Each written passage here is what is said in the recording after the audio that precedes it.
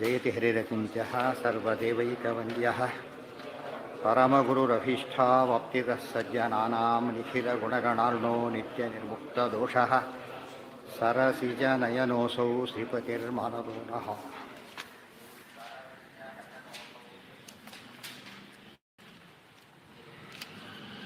ಇದಾಗಿ ತೃತೀಯಂ ಅಸ್ಯ ವೃಷಭಸ್ಯ ದೋಹಸೆ ದಶಪ್ರಮತಿಂ ಜನಯಂತ ಯೋಷಣಃ ನಿರ್ಯದೀಂ ಬುದ್ಧಾನ್ ಮಹಿಷಸ್ಯ ವರ್ಪಸಃ ಈಶಾನಾಸಃ ಶವಸಾ ಕೃಂತ ಸೂರಯಃ ಯದೀಮನು ಪ್ರದಿವೋ ಮಧ್ವ ಆಧವೇ ಗುಹಾಸಂತಂ ಮಾತರಿಶ್ವ ಮಥಾಯತಿ.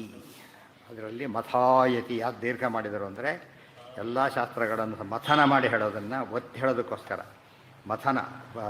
ಈ ಮಥನಕ್ಕೂ ಮತ್ತು ಬೆಣ್ಣೆ ಬರಬೇಕಾದ್ರೆ ಭಾರಿ ಮಥನ ಮಾಡಿದರೆ ಬರೋದಿಲ್ಲ. ಸಾರ ಬರ್ಬೇಕಾದ್ರೆ ಏನಾಗಬೇಕಾಗ ತುಂಬ ಮಥನ ಮಾಡೋದು. ಅದನ್ನೋಸ್ಕರ ಮಥಾಯತಿ ಅಂತ ಹೇಳಿಬಿಟ್ಟು ಅನಂತ ವೇದ ವಿಷಯತ್ವೇನ ಮಥನಸ್ಯ ಮಹತ್ತರತ್ವ ದೀರ್ಘ ಅಪಾರ ಶಾಸ್ತ್ರಾದಿ ವಿಚಾರಂ ಕೃತ್ವ ಹರೇಃ ಸರ್ವೋತ್ತಮತ್ವಂ ಸ್ಥಾಪಯತಿ ಇತ್ಯರ್ಥಃ.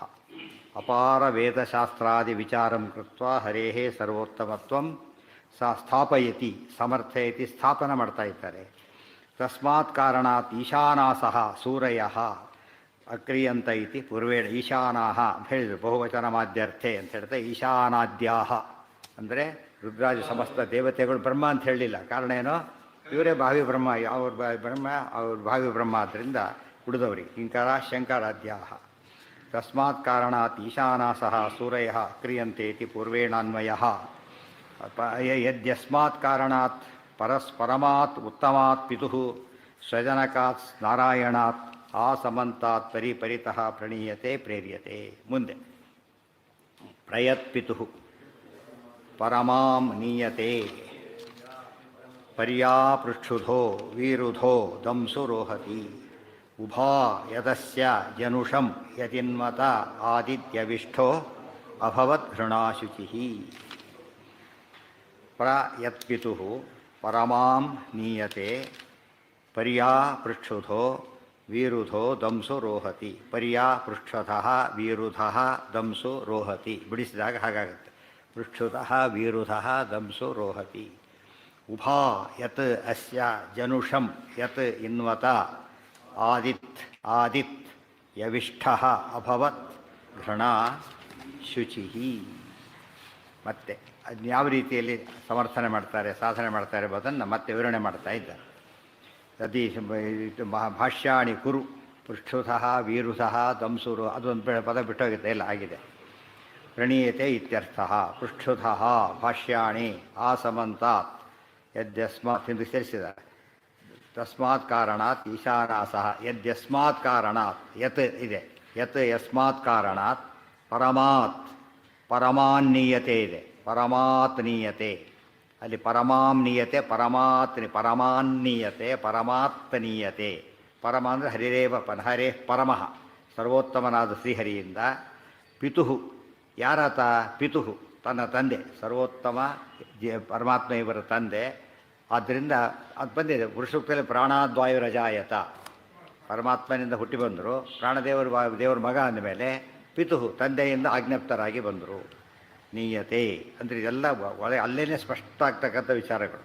ಸ್ವಜನಕಾತ್ ನಾರಾಯಣಾತ್ ಆಸಮಂತಾತ್ ಪರಿತಃ ಪ್ರಣೀಯತೆ ಪ್ರೇರ್ಯತೆ. ಆ ನೋಡಿ ಇದೆ, ನೀಯತೆ ಇದೆ, ಕೂಡಿಸ್ಬೇಕು. ಪ್ರಣೀಯತೆ ಅಂತಾಗುತ್ತೆ. ಇದು ವೇದಗಳಲ್ಲಿ ವಿಶೇಷ ಇದೆ. ಉಪಸರ್ಗ ಅದು ಜೊತೆಗೆ ಇರಬೇಕು ಅಂತ ನಿಯಮ ಇಲ್ಲ. ಈ ಕ್ಲಾಸಿಕಲ್ನಲ್ಲಿ ಅಲ್ಲೇ ಜೊತೆಗೆ ಇರಬೇಕು. ಈ ಪ್ರಣೀಯತೆ ಅಂತ ಇರಬೇಕೆ ಹೊರತು ಕ್ಲಾಸಿಕಲ್ನಲ್ಲಿ ದೂರ ಇರಬಾರ್ದು. ಇಲ್ಲಿ ಹಾಗಲ್ಲ. ಇಲ್ಲಿದೆ, ಆ ಪ್ರಿಫಿಕ್ಸ್ ಇಲ್ಲಿದೆ, ಕ್ರಿಯಾಪದ ಇಲ್ಲಿದೆ. ವೇದಗಳ ವೈಶಿಷ್ಟ್ಯ ಅದು. ಆ ದೃಷ್ಟಿಯಿಂದ ಪ್ರಣೀಯತೆ ಅಂತ ಆಯ್ತಾಗ ಪ್ರಣೀಯತೆ. ಆ ಬಂದಿದ್ದಕ್ಕೆ ರೇಫ ಬಂದಿದ್ದಕ್ಕೆ ನೀ ಹೋಗಿ ಣಿ ಆಯಿತು. ಮತ್ತೆ ಸೇರಿದ್ದಕ್ಕೆ ನೀಯತೆ, ಸೇರಿದ ಪ್ರಣೀಯತೆ ಆಯಿತು. ಬಂದಿದ್ದರಿಂದ ನೀ ಹೋಗಿ ಣಿ ಆಯಿತು, ಪ್ರಣೀಯತೆ ಅಂತಾಯಿತು. ಕಾರಣಾತ್ ಪಿತುಃ ಜಜನಕಾತ್ ಆಸಮಂತಾತ್ ಪರಿತಃ ಪ್ರಣೀಯತೆ ಪ್ರೇರ್ಯತೆ. ಪ್ರಣೀಯತೆ ನೀಂಗ್ ಪ್ರಾಪಣೆ ಅಂತಿರೋದು. ಅದರಿಂದ ಪ್ರೇರಿಸಲ್ಪಡುವರು. ಯಾವುದರ ಯಾವ ವಿಷಯದಲ್ಲಿ? ಇದಂ ಕಾರ್ಯಂ ಕುರು, ಈ ರೀತಿ ಮಾಡುವಂತ ಅಪ್ಪಣೆ ಮಾಡಿದರು. ಏನಂತ ಅಪ್ಪಣೆ ಮಾಡಿದರು? ಇತಿ ಪ್ರೇರ್ಯತೆ ಇತ್ಯರ್ಥ. ಈ ರೀತಿಯಾಗಿ ಮಾಡು, ಈ ಕಾರ್ಯವನ್ನು ಮಾಡು ಅಂತೇಳಿ ಪ್ರೇರೇಪಣೆಯನ್ನು ಮಾಡಿದರು. ಏನಂತ ಮಾಡಿದರು? ಪಾಜಕ ಕ್ಷೇತ್ರೇ ಹೇಗೆ ಬರೀತಾರೆ ಅದರ ಸ್ವಾಮಿಗಳಿಗೆ ಇಷ್ಟೆಲ್ಲ ಹೇಳಿರುತ್ತೆ ದೇವರು. ಪಾಜಕ ಕ್ಷೇತ್ರೇ ಉತ್ಪದ್ಯಸ್ವ, ಪಾಜಕ ಕ್ಷೇತ್ರದಲ್ಲೇ ಅವತಾರ ಮಾಡಬೇಕು, ಎಲ್ಲ ಕರೆಕ್ಟಾಗಿ ತಿಳಿಸ್ಬಿಡ್ತಾರೆ. ಮಧ್ವೀಜ ಅನುವಾದ ಮಾಡದೆ ಮಾಡ್ತಾರೆ. ಬ್ರಹ್ಮಸೂತ್ರಸ್ಯ ದಶೋಪನಿಷದಾಂಚ ಭಾಷ್ಯಾಣಿ ಕುರು, ಬ್ರಹ್ಮಸೂತ್ರಕ್ಕೆ ಹಾಗೂ 10 ಉಪನಿಷತ್ತುಗಳಿಗೆ ಭಾಷ್ಯಗಳನ್ನು ರಚನೆ ಮಾಡಿ. ರಜತಪೀಠಪುರೇ ಕೃಷ್ಣಂ ಪ್ರತಿಷ್ಠಾಪಯ, ರಜತಪೀಠಪುರದಲ್ಲಿ ಕೃಷ್ಣನನ್ನು ಪ್ರತಿಷ್ಠಾಪನೆ ಮಾಡು. ಸೇತು ದರ್ಶನಾರ್ಥಂ ಗಚ್ಚ, ದಕ್ಷಿಣ ದಿಗ್ವಿಜಯ, ರಾಮಸೇತು ದರ್ಶನಕ್ಕೋಸ್ಕರ ಅಲ್ಲಿ ಹೋಗಬೇಕು. ತತ್ರಾಪಿ ಖಲಾನ್ ನಿರ್ಜಯಸ್ವ, ಅಲ್ಲೂ ಕೂಡ ಖಳರನ್ನು, ಅಲ್ಲಿ ಚಾತುರ್ಮಾಸ್ಯ ಕೂತ ಗಲಾಟೆ ಎಬ್ಸಿದ್ರು ಅವರೆಲ್ಲ. ಕುತಿಪಸ್ತೂರು ಅಂತಕ್ಕಂಥ ವ್ಯಕ್ತಿ ಕೂಡ ಚಾತುರ್ಮಾಸ್ಯ ಕೂತು ಭಾರಿ ಕಾಟ ಕೊಳ್ಳೋಕೆ ಹೊರಟ, ಅದಕ್ಕೆ ಅವ್ರನ್ನ ನಿರ್ಜಯಸ್ವ, ಸೋಲಿಸಿಬಿಡಿ. ಸುಜನೇಶು ಜ್ಞಾನಂ ದಿಶಾ, ಸಜ್ಜನರಲ್ಲಿ ಜ್ಞಾನವನ್ನು ಕೊಡಿ. ಬದರೀಂ ಗಚ್ಚ, ಬದರಿಗೆ ಹೋಗಬೇಕು. ವ್ಯಾಸಂ ಪಶ್ಯ, ವೇದವ್ಯಾಸರ ನೋಡಬೇಕು.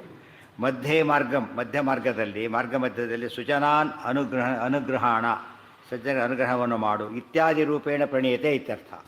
ಇಷ್ಟೆಲ್ಲ ಹೇಳಿ ಕಳಿಸ್ತಾರೆ. ಆರ್ಡರ್ನಲ್ಲಿ ಏನೇನಿರುತ್ತೆ ಡೀಟೇಲ್ಸ್ ಹೋಗು ಅಂತ ಹೇಳಿಬಿಡ್ತಾರೆ. ಡೀಟೇಲ್ ಎಲ್ಲ ಇರುತ್ತೆ ಅದರೊಳಗೆ. ಡೀಟೇಲ್ಸ್ ಏನು, ಎಂದು ಹೋಗು, from to where to stay, ಎಲ್ಲ ಡೀಟೇಲ್ಸ್ ಹಾಕಿರ್ತಾರೆ.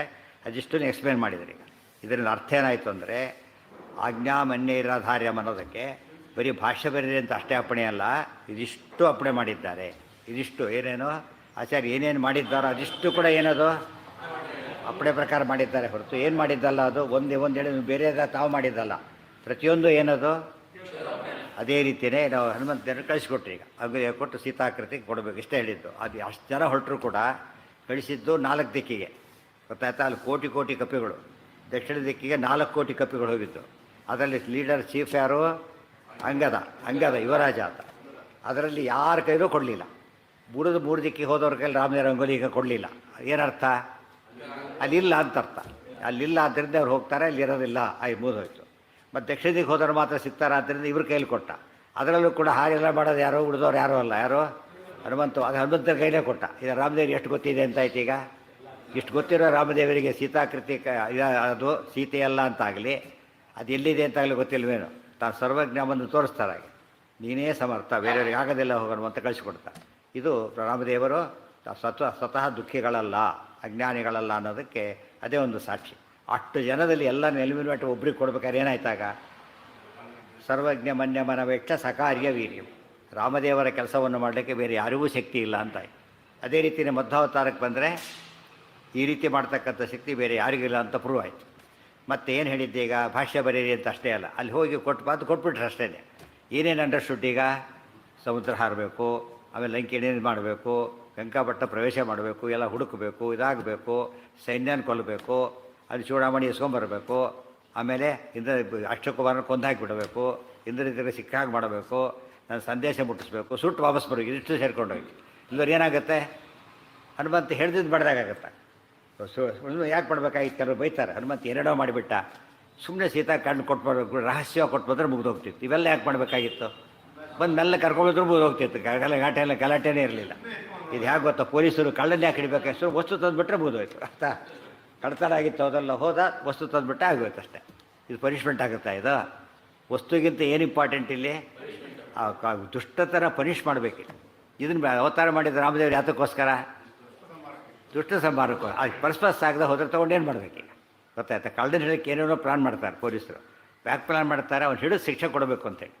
ಅದು ಬಿಟ್ಟು ಸುಮ್ಮನೆ ಏನು ಮಾಡೋಕ್ಕಲ್ಲ, ಅದನ್ನು ಆ ಪರ್ಪಸ್ ಇರ್ತದೆ. ಆದ್ದರಿಂದ ಇದಿಷ್ಟು ಕೂಡ ಹನುಮಂತ ಮಾಡಿದ್ದೇನು ಅಂತ ಕೇಳಿದರೆ, ವಾದಿರಾಜ ಸ್ವಾಮಿಗಳ ಮಾತನ್ನು ಎಕ್ಸ್ಪ್ಲೇನ್ ಮಾಡಿಕೊಂಡ್ರೆ ಏನಾಗುತ್ತೆ? ಈಗ ಇಷ್ಟೆಲ್ಲ ಮಾಡಬೇಕು ಅಂತ. ಯಾವುದನ್ನು ಕೂಡ ಮತ್ತೆ ವಾಪಸ್ ಬಂದು ಮಧುವನ ಭಂಗನೂ ಮಾಡು, ಅಲ್ಲಿವರೆಗೂ ಕೂಡ ಅಶೋಕನ ಧ್ವಂಸ ಅಲ್ಲಿ, ಮಧುವನ ಭಂಗ ಇಲ್ಲಿ. ಇಷ್ಟೆಲ್ಲ ಹನುಮಂತ ಮಾಡಿದ್ರಿಂದ ಹನುಮಂತ ಏನನ್ನೂ ಕೂಡ ಏನಿಲ್ಲದೆ ಮಾಡಲಿಲ್ಲ. ರಾಮನ ಅಪ್ಪಣೆ ಇಲ್ಲದೆ, ರಾಮದೇವರ ಅಪ್ಪಣೆ ಮಾಡಲೇ ಇಲ್ಲ. ಅದಕ್ಕೆ ಪ್ರತಿಯೊಂದು ಕೆಲಸವನ್ನು ಕೂಡ ನಾವೇನು ಅಭ್ಯಾಸ ಮಾಡ್ಕೊಂಡಿದ್ದೇವೆ? ಸಂಧ್ಯಾವಂದನೆ ಮಾಡಿದರೆ ವಿಷ್ಣು ಪ್ರೇರಣೆ, ವಿಷ್ಣು ಪ್ರೀತ್ಯರ್ಥಂ ಮಾಡಿದರೆ ಇಲ್ಲೋದ್ರಿಲ್ಲ. ಉಳಿದೆಲ್ಲ ವಿಷ್ಣು ಪ್ರೀತ್ಯರ್ಥಂ ಏನೂ ಇಲ್ಲ, ಸಂಕಲ್ಪ ಕೂಡ ಇಲ್ಲ ಉಳಿದಕ್ಕೆಲ್ಲ. ಆದರೆ ಹನುಮಂತ ಮಾಡೋ ಪ್ರತಿಯೊಂದು ಇಷ್ಟು ಜನದ ಒಳಗಿದ್ದು 6,3,1,000 ಶಾಸ್ತ್ರ ಜಪ ಮಾಡ್ತಾರಲ್ಲ, ಅದು ಕೂಡ ಏನದು? ಪ್ರತಿ ಕ್ಷಣದಲ್ಲೂ ಕೂಡ ವಿಷ್ಣು ಪ್ರೇರಣೆ, ವಿಷ್ಣು ಪ್ರೀತ್ಯರ್ಥ. ಯಾವುದನ್ನು ಕೂಡ ವಿಷ್ಣು ಪ್ರೇರಣೆ, ವಿಷ್ಣು ಪ್ರೀತ್ಯರ್ಥ ಬೇರೆ ಮಾಡೋಕ್ಕೆ ಸಾಧ್ಯನೇ ಇಲ್ಲ. ಆಫೀಸಲ್ಲಿ ಇರ್ತಾರೆ, ಯಾರೋ ಕರೀತಾರೆ, ಇಲ್ಲ ಆಫೀಸರ್ ಹೇಳಿ ಬರಬೇಕು, ಹೇಳಿದ್ರೆ ಹೊರಗೆ ಬರಲಾಗಿಲ್ಲ, ಹೇಳೋಕ್ಕಾಗೋದಿಲ್ಲ. ರೂಲ್ಸ್ ಪ್ರಕಾರ ಇನ್ಫಾರ್ಮೇಷನ್ ಕೊಡೋದು ಬರಲಿಕ್ಕೆ ಬರೋದಿಲ್ಲ. ಕೇಳಬೇಕು. ಹೇಗೆ ಹೇಳ್ತಾರೆ ಹಾಗೆ ಪ್ರತಿಯೊಂದನ್ನು ಕೂಡ ಒಂದು ಪೈಸೆ ಕೊಡ್ಬೇಕಾದ್ರೆ ಬ್ಯಾಂಕಿಂದ ಏನಾಗಬೇಕು ಅದಕ್ಕೆ? ನೂರಾರು ರೂಪಾಯಿ ಲಕ್ಷ ರೂಪಾಯಿ ಕೊಡ್ಬೇಕಾರಲ್ಲ, ಏನು ಕೊಡಬೇಕು? ಒಂದು ಪೈಸೆ ಕೊಡ್ಬೇಕಾದ್ರೆ ಏನಿರಬೇಕು ಅದಕ್ಕೆ? ಅಪ್ರೂವಲ್ ಇರಲೇಬೇಕು. ಅದೇ ರೀತಿಯೇ ನಾವು ಮಾಡೋ ಪ್ರತಿ ಕೆಲಸಕ್ಕೂ ಕೂಡ ಅದಿರಬೇಕು ಅಂತಲೇ ಪ್ರತಿಯೊಂದನ್ನು ಕೂಡ ವಿಷ್ಣು ಪ್ರೇರಣೆಯ ವಿಷ್ಣು ಪ್ರೀತ್ಯರ್ಥಮ್ ಅಂತಲೇ ಮಾಡಬೇಕು. ಆ ರೀತಿ ವಾಯುದೇವರು ಮಾಡಿದ್ದಾರೆ ಎಂಬುದನ್ನು ಸ್ಟ್ರೆಸ್ ಕೊಟ್ಟು ಹೇಳೋದಕ್ಕೋಸ್ಕರ ಪ್ರಯತ್ಪಿತು ಪರಮಾತ್ಮೀಯತೆ. ತಂದೆ ಅವನ ಪ್ರಶ್ನೆ ಬಂತು. ಕೆಲವು ಸತ್ತು ಒಂದು ಮಾತಿದೆ, ಏನಿದೆ? ಕೆಲವು ಸತ್ತು ತಂದೆ ಮಾತನ್ನು ಕೇಳಬೇಕಾಗಿಲ್ಲ.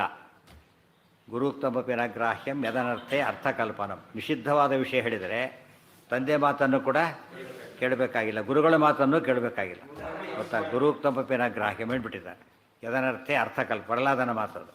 ಮತ್ತು ಹೀಗಾಗಿ ಮಾಡಿದ್ರು ಅಂತ ಕೇಳಿದರೆ ಅದು ಇದ್ದೇ ಇದೆ. ಸರಿಯಾದ ಮಾತು, ಗುರುಗಳೇ ಅಲ್ಲ ಅವರು, ತಂದೆ ತಾಯಿನೂ ಅಲ್ಲ ಅಂತ ಹೇಳ್ಬಿಟ್ಟಿದ್ದಾರೆ. ಮತ್ತು ಹೀಗೆ ಮಾಡಿದ್ದು ಮೆಕ್ಯಾನಿಕಲ್ ಆಯ್ತು ಅಂದರೆ ಪರಮಾತ್ ಪದ ಹಾಕಿದ್ದಾರೆ. ಯಾರತ್ತ? ಪರಮಾತ್, ಸರ್ವಶ್ರೇಷ್ಠ, ಏನಿಲ್ಲ ಅಲ್ಲಿ, ನಿರ್ದೋಷ ಆತ. ಆದ್ದರಿಂದ ಪ್ರತಿಯೊಂದು ಅಪ್ಪಣೆನೇ ಎಂಥದ್ದು, ನಡೆಸಲೇಬೇಕಾದ ಅಪ್ಪಣೆ. ಯಾರು ಮಾಡಿದ್ದಾರೆ, ಯಾರು ಹೇಳ್ತಾರೆ ಅನ್ನೋದ್ರ ಮೇಲೆ ಅದು ಎಷ್ಟು ವ್ಯಾಲಿಡ್ ಅಂತ ಗೊತ್ತಾಗುತ್ತೆ. ಆ ದೃಷ್ಟಿಯಲ್ಲಿ ಪರಮಾತ್ ಪಿತುಹು ನೀಯತೆ, ಸರ್ವೋತ್ತಮನಾದ ತಂದೆಯಿಂದ ಈ ರೀತಿಯಲ್ಲಿ ಆಜ್ಞಾಪಿಸಲ್ಪಟ್ಟವರಾಗಿ ಅದಿಷ್ಟನ್ನು ಹಾಗೆ ಮಾಡಿದರು. ಪ್ರತಿ ಸೇತುದರ್ಶನಾರ್ಥಂ ಗಚ್ಚ ತತ್ರಾಪಿ ಫಲಾಂಜಿ, ಅದೆಲ್ಲ ಐತೆ. ಸ್ಪಣೀಯತೆ ಇತ್ಯರ್ಥ. ಸುಜನಾನ್ ಅನುಗ್ರಹಣ, ಸುಜನಾನ್ ಅನುಗ್ರಹಣ ಅಂತ ಎಲ್ರಿಗೂ ಯಾಕೆ ಹೇಳಲಿಲ್ಲ ಅಂದರೆ ದೇವರ ಅಪ್ಪಣೆ ಮಾಡೇ ಇಲ್ಲ ಅದನ್ನು. ಸುಜನಾನ್ ಅನುಗ್ರಹಣ ಇತ್ಯಾದಿ ರೂಪೇಣ ಪ್ರಣೀಯತೆ ಇತ್ಯರ್ಥ. ಲೋನ್ ಕೊಡೋ ಅಂತ ಬ್ಯಾಂಕಿಗೆ ಬಂದುಬಿಡೋದು, ಲೋನ್ ಕೊಡಿ ಅಂತೇಳಿ. ಎಲ್ಲ ಏನು ಅಂಡರ್ಸ್ಟುಡಲ್ಲಿ? ಎಲಿಜಿಬಿಲಿಟಿ ತಗೋದು, ಎಲ್ಲರಿಗೂ ಕೊಟ್ಬಿಡುತ್ತೆ, ಎಲ್ಲ ಒಂದು ನಿಮಿಷ ಖಾಲಿ ಮಾಡಿ ಹೋಗ್ಬಿಡ್ಬೋದು. ಹಾಗಲ್ಲ, ಅದೆಲ್ಲ ನೋಡಬೇಕಿದೆ. ಅದು ಬೇರೆ ಹೇಳಬೇಕಂತ ಕೇಳ್ತಾನೆ. ನೀವು ಹೇಳಿದ್ದಿಲ್ಲ ಸುಮ್ಮನೆ ಕೊಡಿ ಅಂತ ಹೇಳಿದ್ರಲ್ಲ ಅಂತ. ಬೇರೆ ಆರ್ಡರ್ ಬಂದುಬಿಟ್ಟಿದೆ ಆಗಲೇ. ಅದು ಇದೇನಿದ್ದಾರೆ ಎಕ್ಸ್ಟೆನ್ಷನ್ ಮಾಡಿರ್ತಾರೆ, ಇಲ್ಲಿವರೆ ಎಕ್ಸ್ಟೆಂಡ್ ಆಗಿದೆ ಕೊಡ್ಬೋದು ಅಂತೇಳಿ. ಹಿಂದಿಂದ ಸೇರಿಸ್ಕೊಂಡು ಓದಬೇಕಲ್ಲ. ಇಷ್ಟೇ ಓದ್ಬಿಟ್ರೆ ಏನಾಗುತ್ತಾಗ ಮೊದಲ ಪ್ರಕಾರ ರೂಲ್ಸ್ ನೋಡಬೇಕು, ಈಗ ರೂಲ್ಸ್ ನೋಡಬೇಕಾಗಿಲ್ಲ ಅಂತಾನ. ಎಲಿಜಿಬಿಲಿಟಿ ಎವ್ರಿ ಟೈಮ್ ನೋಡಬೇಕು, ಕಾಮನ್, ಅದು ಚೇಂಜ್ ಆಗೋದೇ ಇಲ್ಲ. ಆ ರೀತಿಯಲ್ಲಿ ಅಪ್ಪಣೆ ಮಾಡಿದ್ದನ್ನು ನಡೆಸಿದರು. ಪೃಕ್ಷುತಃ ಕೃತಃ ಪರಯತ್ಪಿತು ಪರಮಾಂ ನೀಯತೆ ಪರ್ಯಾ ಪೃಕ್ಷುತಃ ವೀರುಷಃ ದಂಸು ರೋಹತಿ. ಪೃಕ್ಷುತಃ ಪೃತಃ ಪ್ರಶ್ನಾಃ ಏವ ಕ್ಷುದ್ವತ್ ಪರಪೀಡಕತ್ವಾತ್ ಕ್ಷುತಃ. ಪೃಕ್ಷುತಃ ಅನ್ನೋದಕ್ಕೆ ಅರ್ಥ ಹೇಳುತ್ತೆ. ಪೃಕ್ಷುತಃ, ಪೃಕ್ಷ ಅಂದರೆ ಏನಿಲ್ಲೀಗ ಪ್ರಶ್ನೆಗಳು ಅಂತ ಅರ್ಥ. ಅಲ್ಲಿ ಪೃತನ ಅಂತ ಬಂದಿತ್ತಲ್ಲ, ಅಲ್ಲೇನು ಬಂದಿತ್ತು? ಅಲ್ಲಿ ಪೃಕ್ಷಃ ಬಂದಿತ್ತು, ಇಲ್ಲಿ ಪೃಕ್ಷುತಃ ಅಂತ ಬಂತು. ಪೃಕ್ಷುತಃ ಅಂದ್ರೇನು? ಪ್ರಶ್ನೆಗಳೆಲ್ಲ ಪರಪೀಡಕತ್ವಾತ್ ಕ್ಷುತಃ ತಾಯೇವ ವೀರುಷಃ. ಹಸಿವೆ ಹೇಗೆ ನಮ್ಮನ್ನು ಪೀಡಿಸುತ್ತೋ, ಹಸಿವಿನಿಂದ ಪೀಡಿತ, ಬಾಯಾರಿಕೆಯಿಂದ ಪೀಡಿತ ಅಂತ ಕರೀತಾರಲ್ಲ, ಪ್ರಶ್ನೆಗಳೆಲ್ಲ ಪೀಡಿಸುತ್ತೆ. ಇನ್ಫ್ಯಾಕ್ಟ್ ಹಸಿವಿಗಿಂತ ಪ್ರಶ್ನೆಗಳು ಭಾರತಿ ಪೀಡಿಸುತ್ತೆ. ಗೊತ್ತಾಯ್ತಾ? ಹಸಿವಾಗಿರುತ್ತೆ, ಊಟಕ್ಕೆ ಕೂತಿರ್ತಾನೆ, ಯಾವ್ದು ಯೋಚನೆ ಮಾಡ್ತಿರ್ತಾನೆ, ಊಟ ಗಮನ ಇಲ್ಲ ಅವನಿಗೀಗ. ಯಾವ್ದು ಪ್ರಾಬ್ಲಮ್ ಇದೆ ಅದ್ರ ಬಗ್ಗೆ ಗಮನ ಇದೆ. ಸೊ ಯಾವುದನ್ನು ಹೆಚ್ಚು ಪೀಡಿಸ್ತಾ ಇರೋದು ಯಾವುದು? ಆ ಪ್ರಶ್ನೆಗಳು ಪೀಡಿಸ್ತಾ ಇದೆ. ಗೊತ್ತಾಯ್ತಾ? ಎಲ್ಲೆಲ್ಲೋ ಏನೋ ಮಾಡ್ತಿರ್ತಾನೆ. ಯಾಕೆಂದರೆ ಪ್ರಶ್ನೆಗಳು ಹಸಿವಿಗಿಂತ ಏನದು ಹೆಚ್ಚು ಬಾಧಕ. ಯಾವಾಗಲೂ ಯಾತಕ್ಕೆ ನಾವು ಶಾಸ್ತ್ರ ಮತ್ತೆ ಮತ್ತೆ ಓದಬೇಕು ಅಂದರೆ ಪ್ರಶ್ನೆಗಳಿಲ್ಲದಂತೆ ಆಗುತ್ತೆ. ನಮಗೆ ಆಹಾರ ತೊಗೊಂಡ್ರೆ ಹಸಿವೆ ಆಗೋಗುತ್ತೋ, ಶಾಸ್ತ್ರ ಶ್ರವಣಾದಿಗಳನ್ನು ಮಾಡ್ತಿದ್ರೆ ಬರ್ತಕ್ಕಂಥ ಪ್ರಶ್ನೆಗಳಿಗೆಲ್ಲ ಉತ್ತರ ಅಲ್ಲಿ ಸಿಗ್ತಾ ಇರುತ್ತೆ. ಆದ್ದರಿಂದ ಹಸಿವು ಹೋದಾಗ ಏನಾಗುತ್ತಾಗ ತೃಪ್ತಿ ಇರುತ್ತೆ. ಪ್ರಶ್ನೆಗೆ ಉತ್ತರ ಸಿಕ್ಕ ತಕ್ಷಣ ಏನಾಗುತ್ತಾಗ ತೃಪ್ತಿ ಸಿಗುತ್ತೆ. ಮತ್ತು ಹಸಿವು ಆಗುತ್ತೆ, ಅದೇ ಊಟ ಮಾಡ್ತಾನೆ, ಹೋಗುತ್ತೆ, ಮತ್ತೆ ಮೂರ್ತ ಶುರುವಾಗಿಬಿಡುತ್ತೆ, ಮತ್ತೆ ಹಸಿವಾಗುತ್ತೆ, ಮತ್ತು ಅದನ್ನು ತಿನ್ಬೇಕು. ಅದೇ ಸಾರು, ಅದೇ ಅನ್ನ, ಅದೇ ಕಾಫಿ, ಅದೇ ಆಗ್ತಾ ಇರಬೇಕು. ಆದರೆ ಸ್ವಾರಸ್ಯ ಏನು ಗೊತ್ತಾ? ಪ್ರಶ್ನೆ ಒಂದು ಸಲ ಸಾಲ್ವ್ ಆಗಿಬಿಟ್ರೆ ಪರ್ಫೆಕ್ಟಾಗಿ ಏನದು ಒನ್ಸ್ ಫಾರ್ ಆಲ್ ಗಾನ್. ಅದು ಮತ್ತೆ ಅದು ಬೇಕೇ ಇಲ್ಲ, ಸಾಲ್ವ್ ಆಗಬೇಕು. ಈಗ ನಮ್ಗೆ ಅರ್ಥವಾದರೆ ಜ್ಞಾನಕ್ಕೂ ಅನ್ನಕ್ಕೆ ಇರೋ ವ್ಯತ್ಯಾಸ ಇದೆ. ಅನ್ನಕ್ಕೆ ಎಷ್ಟೇ ತೃಪ್ತಿ ಕೊಡೋ ಶಕ್ತಿ ಇದ್ರೂ ಕೂಡ ಅದು ಹೈಲಿ ಲಿಮಿಟೆಡ್. ಆದರೆ ಜ್ಞಾನಕ್ಕೇನಿದೆ ಒನ್ಸ್ ಫಾರ್ ಆಲ್. ಅದಕ್ಕೂ ಅನ್ನಕ್ಕಿಂತ ಯಾವ ಶ್ರೇಷ್ಠ? ಈಗ ನಹಿ ಜ್ಞಾನೇನ ಸದೃಶಂ ಪವಿತ್ರಮಿಹ ವಿದ್ಯತೆ. ಇದು ಅರ್ಥ ಮಾಡಿಕೊಂಡ್ರೆ ಅನ್ನ ಎಷ್ಟಂತ ಕೊಡ್ಬೋದು ನೀವು ಒಬ್ಬರಿಗೆ? ದಿವಸ ಅನ್ನ ಕೊಡೋದು ಎಂದಕ್ಕೆ ಮುಗಿಯೋಕ್ಕಾಗುತ್ತೆ? ಜ್ಞಾನ ಕೊಟ್ಬಿಟ್ರೆ ಅನ್ನ ಬರ್ತಾನೆ ಇರುತ್ತೆ. ಜ್ಞಾನದಿಂದ ಅನ್ನದಿಂದ ಅನ್ನ ಬರೋದಿಲ್ಲ. ಜ್ಞಾನದಿಂದ ಎಲ್ಲ ಬರುತ್ತೆ, ಉಳಿದು ಅದೊಂದರಿಂದ ಅದು ಕೂಡ ಬರಲ್ಲ. ಮತ್ತೆ ಅನ್ನದಿಂದ ಅನ್ನ ಕೂಡ ಬರೋದಿಲ್ಲ. ಜ್ಞಾನ ಬರೋದು ಬೇಡ, ಅನ್ನ ಕೂಡ ಬರೋದಿಲ್ಲ. ಅದಕ್ಕೆ ಜ್ಞಾನದ ಮಹತ್ವ ಅಷ್ಟು ಸ್ಟ್ರೆಸ್ ಮಾಡಿ ಹೇಳ್ತಾರೆ. ಅಂಥ ಜ್ಞಾನ ಕೊಟ್ಟವ್ರು ಏನಾಗ್ತಾರೆ? ಮಾತರ್ಮೇ ಮಾತರೀಶ್ವನ್ ಹೈಯೆಸ್ಟ್ ಸ್ಟೇಜ್. ಪೃಕ್ಷುತಃ ಪೃತಃ ಪ್ರಶ್ನಾ ಏವ ಕ್ಷುದ್ವತ್ ಪರಪೀಡಕತ್ವಾತ್ ಕ್ಷುಧ ತಾಯೇವ ವೀರುಧಃ ಲತಾ ವಿಶೇಷೇಣ. ಪೃಕ್ಷುತಃ ವೀರುಧಃ, ವೀರುತ್ತಗಳು ಅಂದರೆ ಲತೆಗಳು, ಬಳ್ಳಿಗಳು ಅಂತ ಅರ್ಥ. ಬಳ್ಳಿಗಳು ಹೇಗೋ ಹಾಗೆ ವಿಶೇಷೇಣ ಪುನಃ ಪುನಃ ಅರ್ಹಂತಿ. ಇವೆಲ್ಲ ಪ್ರಶ್ನೆಗಳು ಹೇಗಿದ್ದರೆ ಹೇಗೆ ಅಂತ ಕೇಳಿದರೆ ಬಳ್ಳಿಗಳಿದ್ದಾಗೆ. ಬಳ್ಳಿ ಏನು ಮಾಡುತ್ತೆ? ಕಟ್ ಮಾಡಿದಾಗಲೇ ಬೆಳೀತಾ ಹೋಗುತ್ತೆ. ಗೊತ್ತಾನೆ? ಅದು ಗಾರ್ಡನರ್ ಮೇನ್ ಕೆಲಸ ಅದು. ಅವ್ರಿಗೆ ಹಾಗೆ ಕಟ್ ಮಾಡಿದ್ರೆ ಗಾರ್ಡನ್ ಚೆನ್ನಾಗಿ ಕಾಣಿಸೋದು ಏನು ಮಾಡ್ತಿರ್ಬೇಕು ಅವರು? ಕಟ್ ಮಾಡ್ತಾ ಅದನ್ನು ಮೇಂಟೈನ್ ಮಾಡ್ತಿರ್ಬೇಕು. ಹಾಗೆ ಬೆಳೀತಾ ಇರುತ್ತೆ. ಕೇಶಗಳಿದ್ದ ಹಾಗೆ ಕಟ್ ಮಾಡಿದಾಗಲೇ ಹೇಗೆ ಬೆಳೆಯುತ್ತೋ ಹಾಗೆ ಬೆಳೆಯೋದರಿಂದ ಅವಕ್ಕೇನಂತ ಪ್ರಶ್ನೆಗಳು ಮತ್ತೆ ಮತ್ತೆ ಬರ್ತಾನೆ ಇರುತ್ತೆ ಅಂತ ಅರ್ಥ. ಎಲ್ಲಿವರೆಗೂ ಅದೇ ಪ್ರಶ್ನೆ ಬರೋದಿಲ್ಲ, ಮತ್ತೆ ರಿಲೇಟೆಡ್ ಪ್ರಶ್ನೆ ಬರುತ್ತೆ. ಅದೇ ಪ್ರಶ್ನೆ ಬಂದರೆ ಏನದು ಪ್ರಶ್ನೆ ಸಾಲ್ವ್ ಆಗಿಲ್ಲ ಅಂತ ಹೇಳ್ಬಿಟ್ಟು ಹೊಸ ಹೊಸ ಪ್ರಶ್ನೆ ಬರ್ತಾರೆ. ಹೊಸ ಹೊಸ ಪ್ರಶ್ನೆಗಳು ಬಂದಾಗೆಲ್ಲ ಉತ್ತರ ಸಿಕ್ಕಾಗ ಏನಾಗುತ್ತದೋ ಎಲಿವೇಟ್ ಆಗ್ತಾ ಹೋಗ್ತಾನೆ. ಪ್ರತಿಯೊಂದು ಪ್ರಶ್ನೆಗೆ ಉತ್ತರ ಸಿಕ್ತು ಅಂದರೆ ಫಸ್ಟ್ BSc ಮುಗಿಸ್ತಾ ಎಲ್ಲಿ ಹೋಗ್ತಾನೆ ಅವನೀಗ? ಸೆಕೆಂಡ್ಗೆ ಹೋಗಲೇಬೇಕು, ಅಲ್ಲಿಂದ ಮುಂದಕ್ಕೆ ಹೋಗಲೇಬೇಕು. ಇದ್ರ ಮುಗಿದಿಲ್ಲ ಅಂತ ಅರ್ಥ. ಅವನು ಫೇಲ್ ಆಗಿಬಿಟ್ರೆ ಏನರ್ಥ? ಮುಂದಕ್ಕೆ ಹೋಗಕ್ಕೆ ಬರೋದಿಲ್ಲ ಅಂತ. ಪ್ರಶ್ನೆಗೆ ಉತ್ತರ ಸಿಕ್ಕರೆ ಚೈತನ್ಯದಲ್ಲಿ ಒಂದು ಏನು ಕಾಣುತ್ತೆ, ಅದರಲ್ಲಿ ಪ್ರಗತಿ ಕಾಣುತ್ತೆ. ಅದಕ್ಕೋಸ್ಕರ ಏನು ಮಾಡ್ತಿರ್ಬೇಕು ನಾವಾಗ? ಪ್ರಶ್ನೆಗಳನ್ನ ಹೇಗೆ ಬಳ್ಳಿಗಳನ್ನ ಕಟ್ ಮಾಡ್ತಾರೋ ಹಾಗೆ ಇನ್ನೂ ಆಶ್ಚರ್ಯ, ಕಟ್ ಮಾಡಿದಷ್ಟು ಚೆನ್ನಾಗಿ ಬೆಳೆಯುತ್ತೆ. ತುಳಸಿ ಬತ್ತಿ ಒಂದು ದಳ ಕಿತ್ತಿದ್ರೆ 2 ದಳ ಬರುತ್ತೆ ಅಂತ ಹೇಳ್ತಾರೆ. ತುಳಸಿ ಇದು ಎಲ್ಲಿ ಕಿತ್ತು ಬರುತ್ತೆ ಅಬ್ಸರ್ವ್ ಮಾಡಿ, ಅದನ್ನು ಒಂದು ದಳ ಕಿತ್ತುಬಿಡಿ, ಒಂದು ವಾರದ ಮತ್ತೆ ಬಂದುಬಿಡುತ್ತೆ. ಅದು 2 ಬಂದಿರುತ್ತೆ. ಆಗಲೇ ಯಾರು ಹಾಗೆ ಬಿಟ್ಬಿಡ್ತಾರೆ, ಬೆಳೆಯೋದೇ ಇಲ್ಲ ಅದು. ಹಾಗೆ ಇಟ್ಬಿಟ್ರೆ ತೆನೆ ಬಂದು ಹಾಗೆ ಇದಾಗೋಗ್ಬಿಡುತ್ತೆ, ತೆನೆ ಬಂದುಬಿಡುತ್ತೆ. ಆಮೇಲೆ ಅದ್ರ ಉಪಯೋಗಕ್ಕೂ ಬರೋದು ಬಲವೇ ಲೈಫ್ ಶಾರ್ಟ್ ಆಗಿಬಿಡುತ್ತೆ. ಬೆಳವಣಿಗೆನೂ ಕಡಿಮೆ ಆಗುತ್ತೆ, ಲೈಫು ಶಾರ್ಟ್ ಆಗುತ್ತೆ. ಆ ದೃಷ್ಟಿಯಲ್ಲಿ ಪ್ರಶ್ನೆಗಳು ಬರ್ತಿರಬೇಕು, ಅದು ಸಾಲ್ವ್ ಆಗ್ತಾನೇ ಇರಬೇಕು. ಸಾಧನೆ ಅಂದರೆ ಅದೇ, ಎಂದು ನಿಂತಿತ್ತು ಅಲ್ಲಿಗೆ ಅವನ ಸಾಧನೆ ಮುಕ್ತಾಯವಾಗಿದೆ. ಇನ್ನು ಇದು ಎಲಿಜಿಬಲ್ ಫಾರ್ ಮೋಕ್ಷ ಅಂತ. ಹಾಂ ಅಲ್ಲ, ಪ್ರಶ್ನೆಗಳು ಅಂದ್ರೇನು?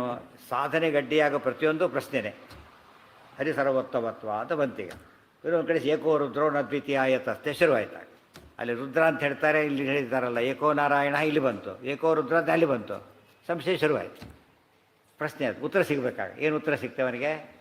ರುದ್ರ ಅಂದರೆ ಯಾರೋ ಅಲ್ಲ, ರುದ್ರೋ ಬಹುಶಃ ವಿಷ್ಣುವಿನ ಇನ್ನೊಂದು ಹೆಸರು. ಅರ್ಥ ಸಾಲ್ವ್ ಆಗುತ್ತೆ. ಅರ್ಥ ಆಯ್ತಾ? ಮತ್ತೆ ಇನ್ನೊಂದು ಕಡೆ ಬಂತು, ಮತ್ತೆ ಏನಂತ? ಅಸದೇವೇದಮಗ್ರೆ ಆಸೀತ್ ಶುರುವಾಯಿತು. ಸದೇವ ಸೌಮ್ಯ, ಅಸದೇವ ಅದಕ್ಕೆ ಇಲ್ಲ, ಸತ್ ಅಂದರೆ ವಿಷ್ಣುವಿನ ಹೆಸರು, ಅಸತ್ ಎಂಬುದು ವಿಷ್ಣುವಿನ ಹೆಸರೇ. ಅವಾಗೇನಾಯ್ತಾಗ ನಾಮಾನಿ ಸರ್ವಾಣಿ, ಆ ರೂಲ್ ಸಿಕ್ತಷ್ಟ ಅಂಥ ಟೈಪ್ ಪ್ರಶ್ನೆ ಎಲ್ಲ ಹೊರಟೋಯ್ತು. ಇನ್ನೇನೇ ಬಂದರೂ ಕೂಡ ಆ ಬಗ್ಗೆ ಯೋಚನೆ ಮಾಡ್ಲಿಕ್ಕೆ ಬರೋದಿಲ್ಲ. ಬೇರೆ ಟೈಪ್ ಬಂತು, ಮತ್ತೆ ಉತ್ತರ ಕೊಡಬೇಕು. ಈ ರೀತಿ ಮಾಡ್ತಾ ಮಾಡ್ತಾ ಜ್ಞಾನ ಏನಾಗ್ತಾ ಹೋಗುತ್ತಾಗ ಫಾರ್ಮ್ ಆಗ್ತಾ ಹೋಗುತ್ತೆ. ಇದೆಲ್ಲ ನಮ್ಮ ಸೈಟ್ ಹೇಗೆ ಅಂದರೆ ಸೈಟ್ ಕೊಟ್ಟಾಗ ಸಾಧನೆ ಸೇರಿ ಸೈಟ್ ಅಷ್ಟೇ. ಬಿಲ್ಡಿಂಗ್ ಕಟ್ಟಬೇಕು, ಅದರೊಳಗೆ ಏನು ಮಾಡ್ಬೇಕು? ಅದಕ್ಕೆಲ್ಲ ಈಗ ಮೊದಲು ಅಗಿಯೋಕ್ಕೆ ಶುರುವಾಗಬೇಕು. ಕಟ್ಟೋದ್ರ ಬದಲು ಅಡಿಬೇಕು ಫಸ್ಟು. ಅದೇ ಕಟ್ಟೋಕ್ಕೋರೆ ಸೈಟ್ ಹಾಳು ಮಾಡಿಬಿಟ್ರೆ ಅಂತ ಯಾರೋ ಒಬ್ಬಲ್ಲ. ಅದು ಅಗಿದವ್ರು ಏನಾಗೋದಿಲ್ಲ, ಕಟ್ಲಕ್ಕೆ ಬರೋದೇ ಇಲ್ಲ. ಅದರಿಂದಾಗಿಯೇ ನಿಧಾನ ಕಟ್ತಾ ಹೋಗ್ತಾ. ಓವರ್ ನೈಟ್ ಬರೋದಿಲ್ಲ. ಅದಕ್ಕೆ ಏನು ಬೇಕು? ಅದಕ್ಕೆ ಬಿಲ್ಡಿಂಗ್ ಎಷ್ಟು ಫ್ಲೋರ್ ನೋಡ್ಕೊಂಡು ಎಷ್ಟು ದಿವಸ ಬೇಕು ಅಂತ ಡಿಸೈಡ್ ಮಾಡ್ತಾರೆ. ನಮ್ಮ ಸಾಧನೆ ಎಷ್ಟಾಗಬೇಕು ಅಂಬುದನ್ನು ಡಿಸೈಡ್ ಮಾಡಿಬಿಟ್ಟು ಅದು ತಕ್ಕಂತೆ ಮಾಡ್ತಾ ಹೋಗ್ಬೇಕು ನಾವು. ಆದರೆ ಕೆಲವು ಸರ್ತೆ ಕಂಟಿನ್ಯೂಸ್ ಮಾಡಿ, ಕೆಲವು ಸರ್ತೆ ಗ್ಯಾಪ್ ಕೊಡಬೇಕು. ಅವೆಲ್ಲ ಅದ್ರಿಗೆ ಗೊತ್ತಿರುತ್ತೆ ಅವ್ರಿಗೆ. ಅದಕ್ಕೆ ದೇವರು ಯಾತಕ್ಕೆ ಮತ್ತೆ ಇದು ಮಾಡಿಬಿಡ್ತಾನೆ? ಒಂದೇ ಜನ್ಮದಲ್ಲಿ ಯಾಕೆ ಮಾಡಿಸೋದಿಲ್ಲ? ಒಂದೇ ಜನ್ಮದಲ್ಲಿ ಇಲ್ಲೇ ನಮ್ಮದೇ ತೊಗೊಳ್ಳಿ. ಒಂದೇ 24 ಗಂಟೆ ಪಾಠ ಹೇಳಿದ್ರೆ ಹೇಗಿರುತ್ತೆ? ಏನೇನೋ ಅರ್ಥ ಆಗಲ್ಲ. ಯಾತಕ್ಕೆ? ಅದು ಸ್ವಲ್ಪ ಸೆಟ್ಲ್ ಆಗ್ತಾ ಹೋಗ್ಬೇಕು. ಹೇಳಿದ್ವಿ ಸೆಟ್ಲ್ ಆದಮೇಲೆ ನೆಕ್ಸ್ಟ್ ಸ್ಟೆಪ್ ಗಟ್ಟಿ ಆಗುತ್ತೆ. ಆದ್ದರಿಂದ ಅದು ಸಾಧನೆ ಹಾಗೇ ಆಗಬೇಕು. ಇದು ಕೆಲವು ವರ್ಷ, ಒಂದೇ ವರ್ಷದ ಕೋರ್ಸ್ ಅಂತಿದೆಯಾ MSc BSc? ಒಂದೇ ವರ್ಷದ ಕೋರ್ಸ್ ಅಂತಿದೆಯಾ BSc? ಇಲ್ಲ. ಯಾಕೆ? ಅಷ್ಟು ವರ್ಷ ಮುಗಿಸ್ಲಿಕ್ಕಾಗಲ್ಲ. ಅದು ಈ ಕೋರ್ಸ್ಗಳು ಹೇಗೋ ಜನ್ಮದಲ್ಲಿ ಮುಗಿಸ್ಲಿಕ್ಕಾಗಲ್ಲ ಸಾಧನೆ. ಯಾಕೆ? ವೈಕುಂಠ ಹೋಗೋ ಸಾಧನೆ. ವೈಕುಂಠ ಭಾರಿ ದೂರದ ಜಾಗ ಆದ್ದರಿಂದ ಅದು ತುಂಬ ವರ್ಷಗಳ ಜನ್ಮಗಳ ಸಾಧನೆ ಆಗಬೇಕು. ಅನೇಕ ಜನ್ಮ ಸಂಸಿದ್ಧ ತಥೋ ಯಾತಿ ಪರಾಂ ಗತಿಂ. ಅನೇಕ ಜನ್ಮ ಸಂಸಿದ್ಧ ನೆನ್ಪಿಟ್ಟು ನೋಡ್ಬೇಕಾದ್ರೆ ಎಷ್ಟೋ ಸಲ ಡೆಸ್ಪರೇಟ್ ಆಗಿಬಿಡ್ತಾರೆ. ಸೃಷ್ಟಿಗಳು ಭಾರಿ ಸ್ವಲ್ಪ ನಮಗೆ ಶಾಸ್ತ್ರ ಎಷ್ಟೊಂದಿದೆ, ಮುಗಿರೇ ಇಲ್ಲ ಅಂತ ಹೇಳಿದರೆ ಯೋಚನೆ ಮಾಡಿ ಇನ್ನೂ ನಿಮಗೆ ಇದೆ, ಮುಂದೆ ಹೋಗ್ಲಿಕ್ಕಿದೆ. ಫಸ್ಟ್ ರ್ಯಾಂಕ್ 1ನೇ ಕ್ಲಾಸ್ ಬಂದಿದ್ದಾರೆ, ನಮಗೆ ತುಂಬ ಸಂತೋಷ ಇದೆ. ಬಟ್ 1ನೇ ಕ್ಲಾಸ್ ಅಷ್ಟೇ ಇದು. ಎಷ್ಟು ಫಸ್ಟ್ ರ್ಯಾಂಕ್ ತೊಗೊಂಡ್ರೆ 1ನೇ ಕ್ಲಾಸ್ನಿಂದ ಮೇನಿಂದಲ್ಲ. ಆ ರೀತಿ ನಮ್ಮ ಸಾಧನೆ ಎಷ್ಟೇ ಚೆನ್ನಾಗಿದ್ದರೂ ಕೂಡ ಇನ್ನು ಮುಂದೆ ಮಾಡ್ಲಿಕ್ಕಿದೆ ಅಂಥೇಳಿ ಧೈರ್ಯದ ಮುಂದೆ ಹೋಗ್ಲಿಕ್ಕೆ ಬರೋದು.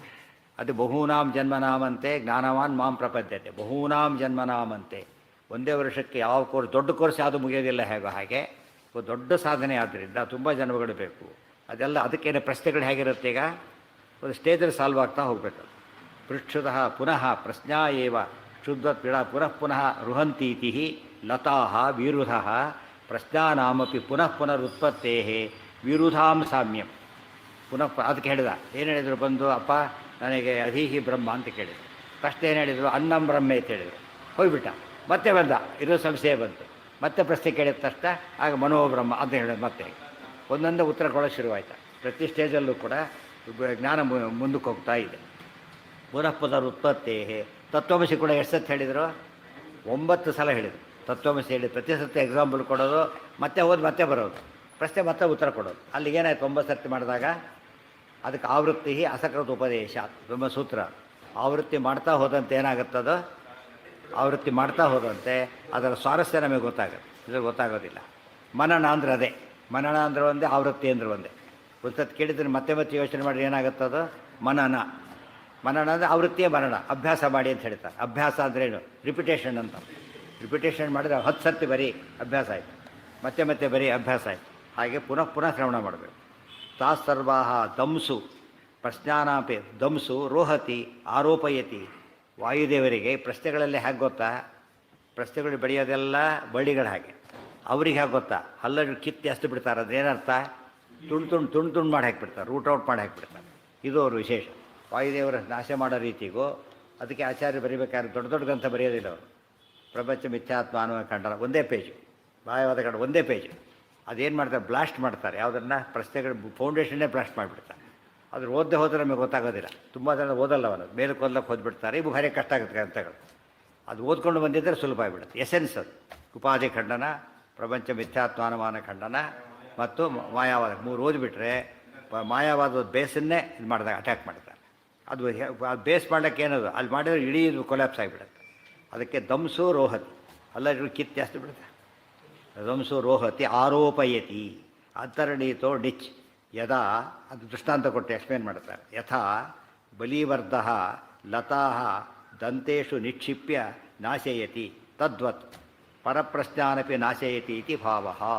ಬಲಿವರ್ಧ ಅಂದ್ರೇನು? ಎತ್ತು, ವೃಷಭ. ಅದೇನು ಹುಲ್ಲು ಹಾಕಿ ತಿನ್ನುತ್ತದು? ಕಟ ಕಟ ಕಟ ತಿಂದು ಹಾಕಿ ಹೋಗ್ಬಿಡುತ್ತೆ. ಆ ಥರ ಅದಕ್ಕೆ ಕಷ್ಟಪಡೋದಿಲ್ಲ ಅದು. ನಮಗೆ ಕಿತ್ತೋದು ಎಷ್ಟು ಕಷ್ಟ ಇರುತ್ತೆ, ಕಲೀಸ ತಿಂದು ಹೋಗಿಬಿಡುತ್ತೆ.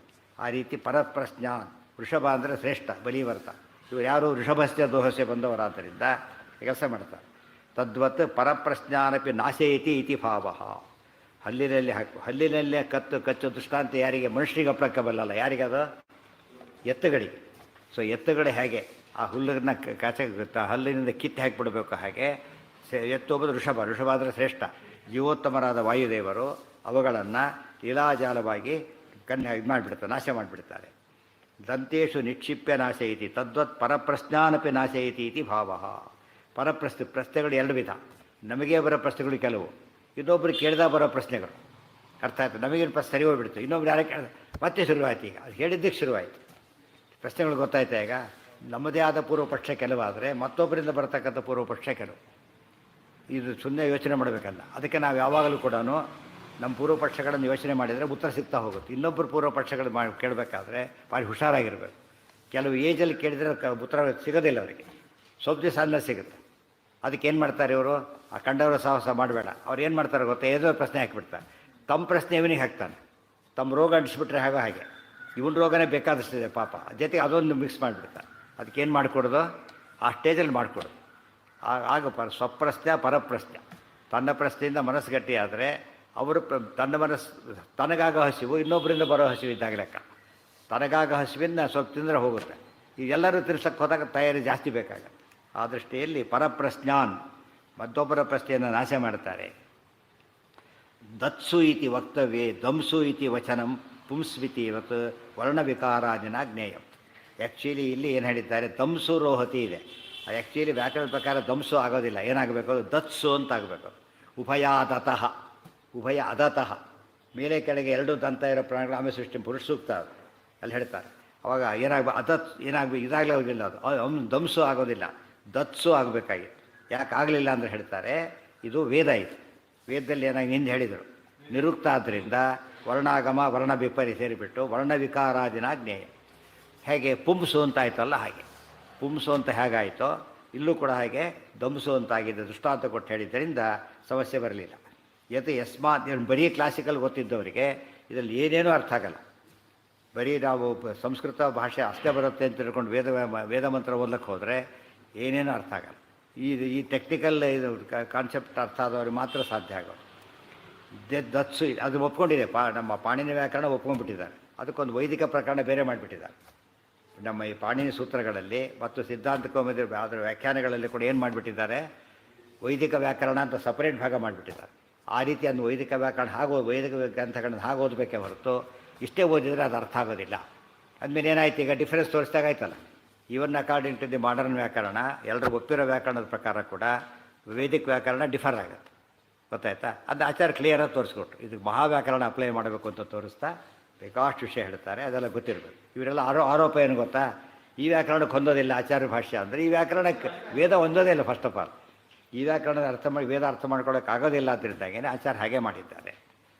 ಹೆಚ್ಚು ಜನ ಮಾಡಿದ್ದೆಲ್ಲ ಈ ವ್ಯಾಕರಣಕ್ಕೆ ತಕ್ಕಂತೆ ಅವ್ರು ಅರ್ಥ ಮಾಡಿದರು. ಆದ್ದರಿಂದ ಅದೇನಾಗಲಿಲ್ಲ, ಒಳಗಿನ ಅರ್ಥ ಬರಲಿಕ್ಕೆ ಸಾಧ್ಯ ಆಗಲಿಲ್ಲ. ಉಭೌ ಯಾವುದಕ್ಕೆ ರೋಹತಿ ರುಹು ಧಾತು, ರುಹು ಧಾತು, ರುಹು ಬೆಳೆಯೋದು ಅಂತ, ಟು ಗ್ರೋ, ರೋಹತಿ ಬೆಳೆಯೋದು. ಅದಕ್ಕೆ ಉಪಸರ್ಗ ಸೇರಿದ ಅರ್ಥ ಬೇರೆ ಆಗ್ತಾ ಹೋಗ್ಬಿಡು. ಆರೋಹಣ ಬೇರೆ, ಅವರೋಹಣ ಬೇರೆ. ದೃಷ್ಟಾಂತ ಕೊಡ್ತಾರೆ ಹಾರಕ್ಕೇನೆ. ಆ ಸೇರಿಸ್ಬಿಟ್ರೆ ಆಹಾರ, ಹೂ ಸೇರಿಸ್ಬಿಟ್ರೆ ಉಪ ಸೇರಿಸ್ಬಿಟ್ರೆ ಉಪಹಾರ ಆಗೋಯ್ತು, ಸೇರಿಬಿಟ್ರೆ ಸಂಹಾರ ಆಗೋಯ್ತು. ಅದು ಆಪೋಸಿಟ್ ಮೀನಿಂಗ್ ಬಂದ. ಅದಕ್ಕೆ ಉಪಸರ್ಗೇಣ ಧಾತ್ವರ್ಥಃ ಬಲಾದ್ ಅನ್ಯತ್ರ ನೀಯತೆ. ಫಿಕ್ಸ್ ಅದೇನೇನು ಪ್ರಿಫಿಕ್ಸ್ ಇರುತ್ತೆ ಅದಕ್ಕೆ ತಕ್ಕಂತೆ ಏನಾಗ್ತಾ ಹೋಗುತ್ತೆ ಮೀನಿಂಗ್ ಚೇಂಜ್. ಗಮನ, ಆಗಮನ, ಎಷ್ಟು ವ್ಯತ್ಯಾಸ ಐತಿ. ಗಮನಕ್ಕೂ ಆಗಮನಕ್ಕೆ ಏನು ವ್ಯತ್ಯಾಸ? Exactly opposite. ಗೊತ್ತಾಯ್ತಾ? ಆಹಾರ, ಸಂಹಾರ, ಎಷ್ಟೆಷ್ಟು ಡಿಫ್ರೆನ್ಸ್ ಇದೆ. ಆ ಥರ ಮುಂದೆ ಬದಲಾಗ್ತಾ ಹೋಗುತ್ತೆ.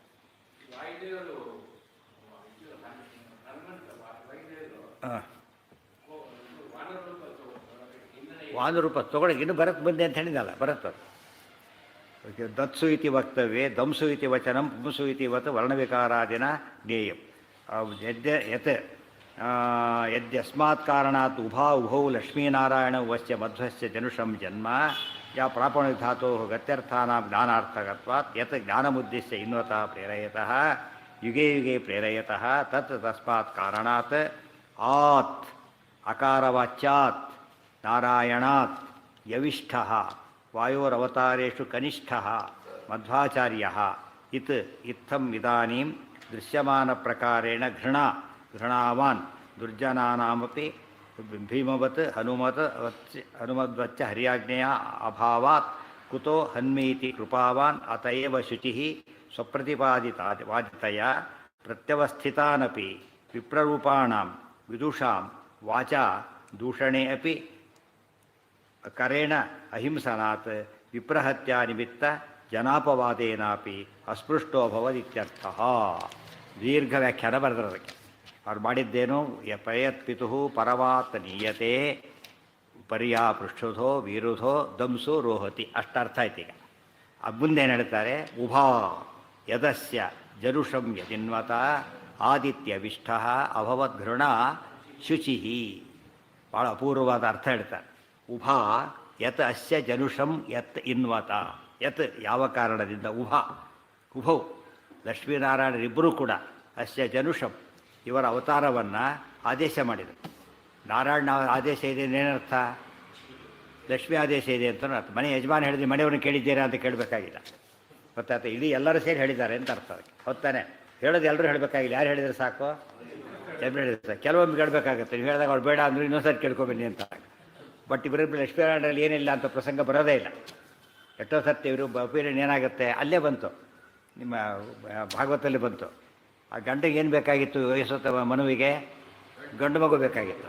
ಹೆಂಡತಿಗೆ ಏನು ಬೇಕಾಗಿತ್ತು? ಹೆಣ್ಮಗು ಬೇಕಾಗಿತ್ತು. ಅದು ಪಾಪ ಹವಿಸ್ಸಾಗಲು ಏನು ಮಾಡಿಬಿಟ್ಲೆ ಬಂದಾಕೆ, ನನಗೆ ಗಂಡು ಬೇಡ ಹೆಣ್ಣು ಹಾಕ್ಲಿ ಅಂತ ಹೆಣ್ಣು ಬಿಡ್ತಾರೆ. ಆದರೆ ಆಶ್ಚರ್ಯ ಆಗೋಯ್ತು. ಏನಿದು? ನಾನು ಕೇಳಿದ್ದು ಗಂಡು, ಅದಕ್ಕೋಸ್ಕರ ಅಂಥ ಯಾಗನೇ ಮಾಡಿದೆ ನಾನು. ಆ ಯಾಗಕ್ಕೆ ಏನು ನಿಯಮ ಅಂದರೆ ಗಂಡು ಮಗನೇ ಹುಟ್ಟಬೇಕು ಅಂತಿರೋದು, ಚೇಂಜೇ ಆಗಬಾರ್ದು. ಯಾಕೆ ಚೇಂಜ್ ಆಯಿತು ಅಂತ ಕೇಳಿದ ತಕ್ಷಣ ನಿಮ್ಮ ಹೆಂಡತಿ ಹಾಗೆ ಮಾಡಿದ್ರು ಅಂತ. ಇಲ್ಲಿ ಲಕ್ಷ್ಮೀನಾರಾಯಣ ಆತ ಅಭಿಪ್ರಾಯ ಇಲ್ಲ. ಅವರು ಏನು ಮಾಡ್ತಾರಾಗ? ಇಬ್ಬರು ಒಂದೇ ಅಭಿಪ್ರಾಯ. ಆದ್ದರಿಂದ ಅವರಿಬ್ಬರು ಕೂಡ ಒಂದು ಸರ್ತಿ ಹೇಳಿದ ಮೇಲೆ ಏನಾಗೋದಿಲ್ಲ, ತಪ್ಪೋದು ಇಲ್ಲ. ಅದು ನಡೆಸ್ಬೇಕಾದ್ರೆ ಮಾತ್ರ ಸಾಮರ್ಥ್ಯ ಬೇಕು. ವಾಯುದೇವರಿಗಿದೆ. ಯದಸ್ಯ ಜರುಷಂ ಯದಿನ್ವತ ಆದಿತ್ ಯವಿಷ್ಠ ಅಭವತ್ ಗೃಣಾಶುಚಿ.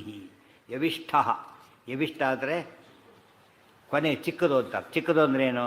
ಹನುಮಂತ, ಭೀಮಸೇನ, ಮಧ್ವ ಮೂರು ರೂಪದಲ್ಲಿ ಚಿಕ್ಕ ರೂಪ ಯಾವುದು? ಚಿಕ್ಕ ರೂಪ ಅಂದ್ರೇನು? ವಯಸ್ಸಿನಲ್ಲಿ ಜೂನಿಯರ್ ಯಾವುದು? ಮಧ್ವ ರೂಪ. ಅದಕ್ಕೇ ಇಲ್ಲಿ ಹನುಮಂತ ಭೀಮಸೇನ ಇಬ್ಬರು ಕಂಡಾಗ ಅಣ್ಣ ತಮ್ಮ ಅಂತ ಮಾತಾಡಿಸ್ತಾರೆ. ಹನುಮಂತ ಅಣ್ಣ, ಭೀಮ ತಮ್ಮ ಅಂಥೇಳಿ. ಯಾತಕ್ಕೆ? ಇಬ್ಬರು ಒಂದೇ. ಆದರೆ ಆ ರೂಪ ಎಂಥದ್ದದು ಬೇರೆ. ಅದೇ ರೀತಿ ಇದಾಗಿದ್ದರಿಂದ ಅಣ್ಣ ತಮ್ಮ ಅಂತ ಭಾವನೆ ಇದೆ. ಪ್ರದ್ಯುಮ್ನ ಸಾಂಬ ಇಬ್ಬರು ಕೂಡ ಏನು? ಇಬ್ಬರು ಮನ್ಮಥನ ಅವತಾರನೇ. ಆದರೆ ಪ್ರದ್ಯುಮ್ನ ಯಾರ ಮಗ? ಕೃಷ್ಣ ರುಕ್ಮಿಣಿಯರ ಮಗ. ಸಾಂಬ ಯಾರ ಮಗ? ಜಾಂಬವತಿ ಕೃಷ್ಣರ ಮಗ. ಆದ್ದರಿಂದ ಇಬ್ಬರು ಜೊತೆ ಹೋಗ್ತಾರೆ. ಇಬ್ಬರು ಹೋಗ್ತಾರೆ ದಿಗ್ವಿಜಯ ಮಾಡ್ಕೊಂಬರೋದಕ್ಕೋಸ್ಕರ. ಅಣ್ಣ ತಮ್ಮ ಹೋದಾಗೆ ಅಲ್ಲಿ ಕೂಡ ಒಬ್ಬರಿಗೆ ಪ್ರಾಬ್ಲಮ್ ಬಂದಾಗ ಇನ್ನೊಬ್ಬರು ಸಾಲ್ವ್ ಮಾಡೋದು ತಾವೇನೆ. ಎಲ್ಲ ರೂಪಗಳಲ್ಲಿರ್ತಕ್ಕಂಥ ವಿಶೇಷ ವ್ಯವಸ್ಥೆ. ಆ ರೀತಿ ಆದಾಗ ಸೀನಿಯರ್ ಜೂನಿಯರ್ ಅಂತ ಕರಿತೇವೋ, ಇಲ್ಲೂ ಕೂಡ ಇಬ್ಬರು ಒಂದೇ ಆದರೂ ಕೂಡ. ಆದರೆ ಅವರಿಬ್ಬರಲ್ಲಿ ಒಂದೇ ಆದರೂ ಕೂಡ ಏನಿದೆ? ವ್ಯತ್ಯಾಸಗಳಿದೆ, ಎರಡು ರೂಪಗಳ ವ್ಯತ್ಯಾಸ ಇದೆ. ಇವರಲ್ಲಿ ಏನಿಲ್ಲ, ವ್ಯತ್ಯಾಸ ಇಲ್ಲ. ಇದು ವಾಯುದೇವರ ರೂಪದ ವೈಶಿಷ್ಟ್ಯ ಇದೆ. ಅದು ಲೋಕದೃಷ್ಟಿಯಲ್ಲಿ ಏನಂತ ಕರೆದ್ರು, ಅಣ್ಣ ಅಂತ ಹನುಮಂತನ ಆತ ಕರೆಯೋದು, ತಮ್ಮ ಅಂತ ಭೀಮನ ಕರೆಯೋದು ಮಾಡ್ತಾರೆ.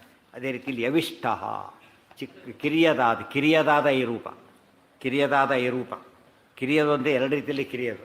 ದ್ವಾಪರ ಪಂಚಾಂಗದಲ್ಲಿ ಕೇಳಿರ್ತೀರಿ, ಕೃತಿಯುಗದ ಹೈಟು ಗಿಟ್ಟು ಎಲ್ಲ ಚೇಂಜ್ ಆಗುತ್ತೆ, ತ್ರೇತಾಯುಗ ಕಡಿಮೆ ಆಗುತ್ತೆ, ದ್ವಾಪರ ಕಡಿಮೆ ಆಗುತ್ತೆ. ಅದು ತ್ರೇತಾಯುಗದ ರೂಪ, 24ನೇ ತ್ರೇತಾಯುಗದ ರೂಪ ಯಾವುದು ಹನುಮದ್ ರೂಪ, ಇದು 28ನೇ ದ್ವಾಪರದ ರೂಪ. ಸೊ ಹೈಟ್ ವೈಸ್ ಕೂಡ ಏನಾಗುತ್ತೆ, ಎಲ್ಲ ವೇರಿಯೇಷನ್ ಇರುತ್ತೆ. ಆದರೆ ಅದು ಅಫೆಕ್ಟ್ ಮಾಡಲ್ಲ, ಇಬ್ಬರದ್ದು ಒಂದೇ ಆದ್ದರಿಂದ ಅಫೆಕ್ಟ್ ಮಾಡಲ್ಲ. ಬೇರೆಯವರಿಗೆ ಆದರೆ ಅದು ಅಫೆಕ್ಟ್ ಆಗುತ್ತೆ. ರೇವತಿ ಆಯುಗದವಳು, ಕೃತಯುಗದವಳು, ಬಲರಾಮದೇವರು ಇವರು, ಅದಕ್ಕೇನು ಮಾಡ್ಕೊಂಡ್ರು ಅವರು, ಚೇಂಜ್ ಮಾಡ್ಕೋಬೇಕಾಯ್ತು. ಇವರಿಗೆ ಆ ಪ್ರಸಂಗ ಇಲ್ಲ. ಅದು ಯವಿಷ್ಠ ಚಿಕ್ಕ ರೂಪವಾದ. ಯಾರಿಗೆ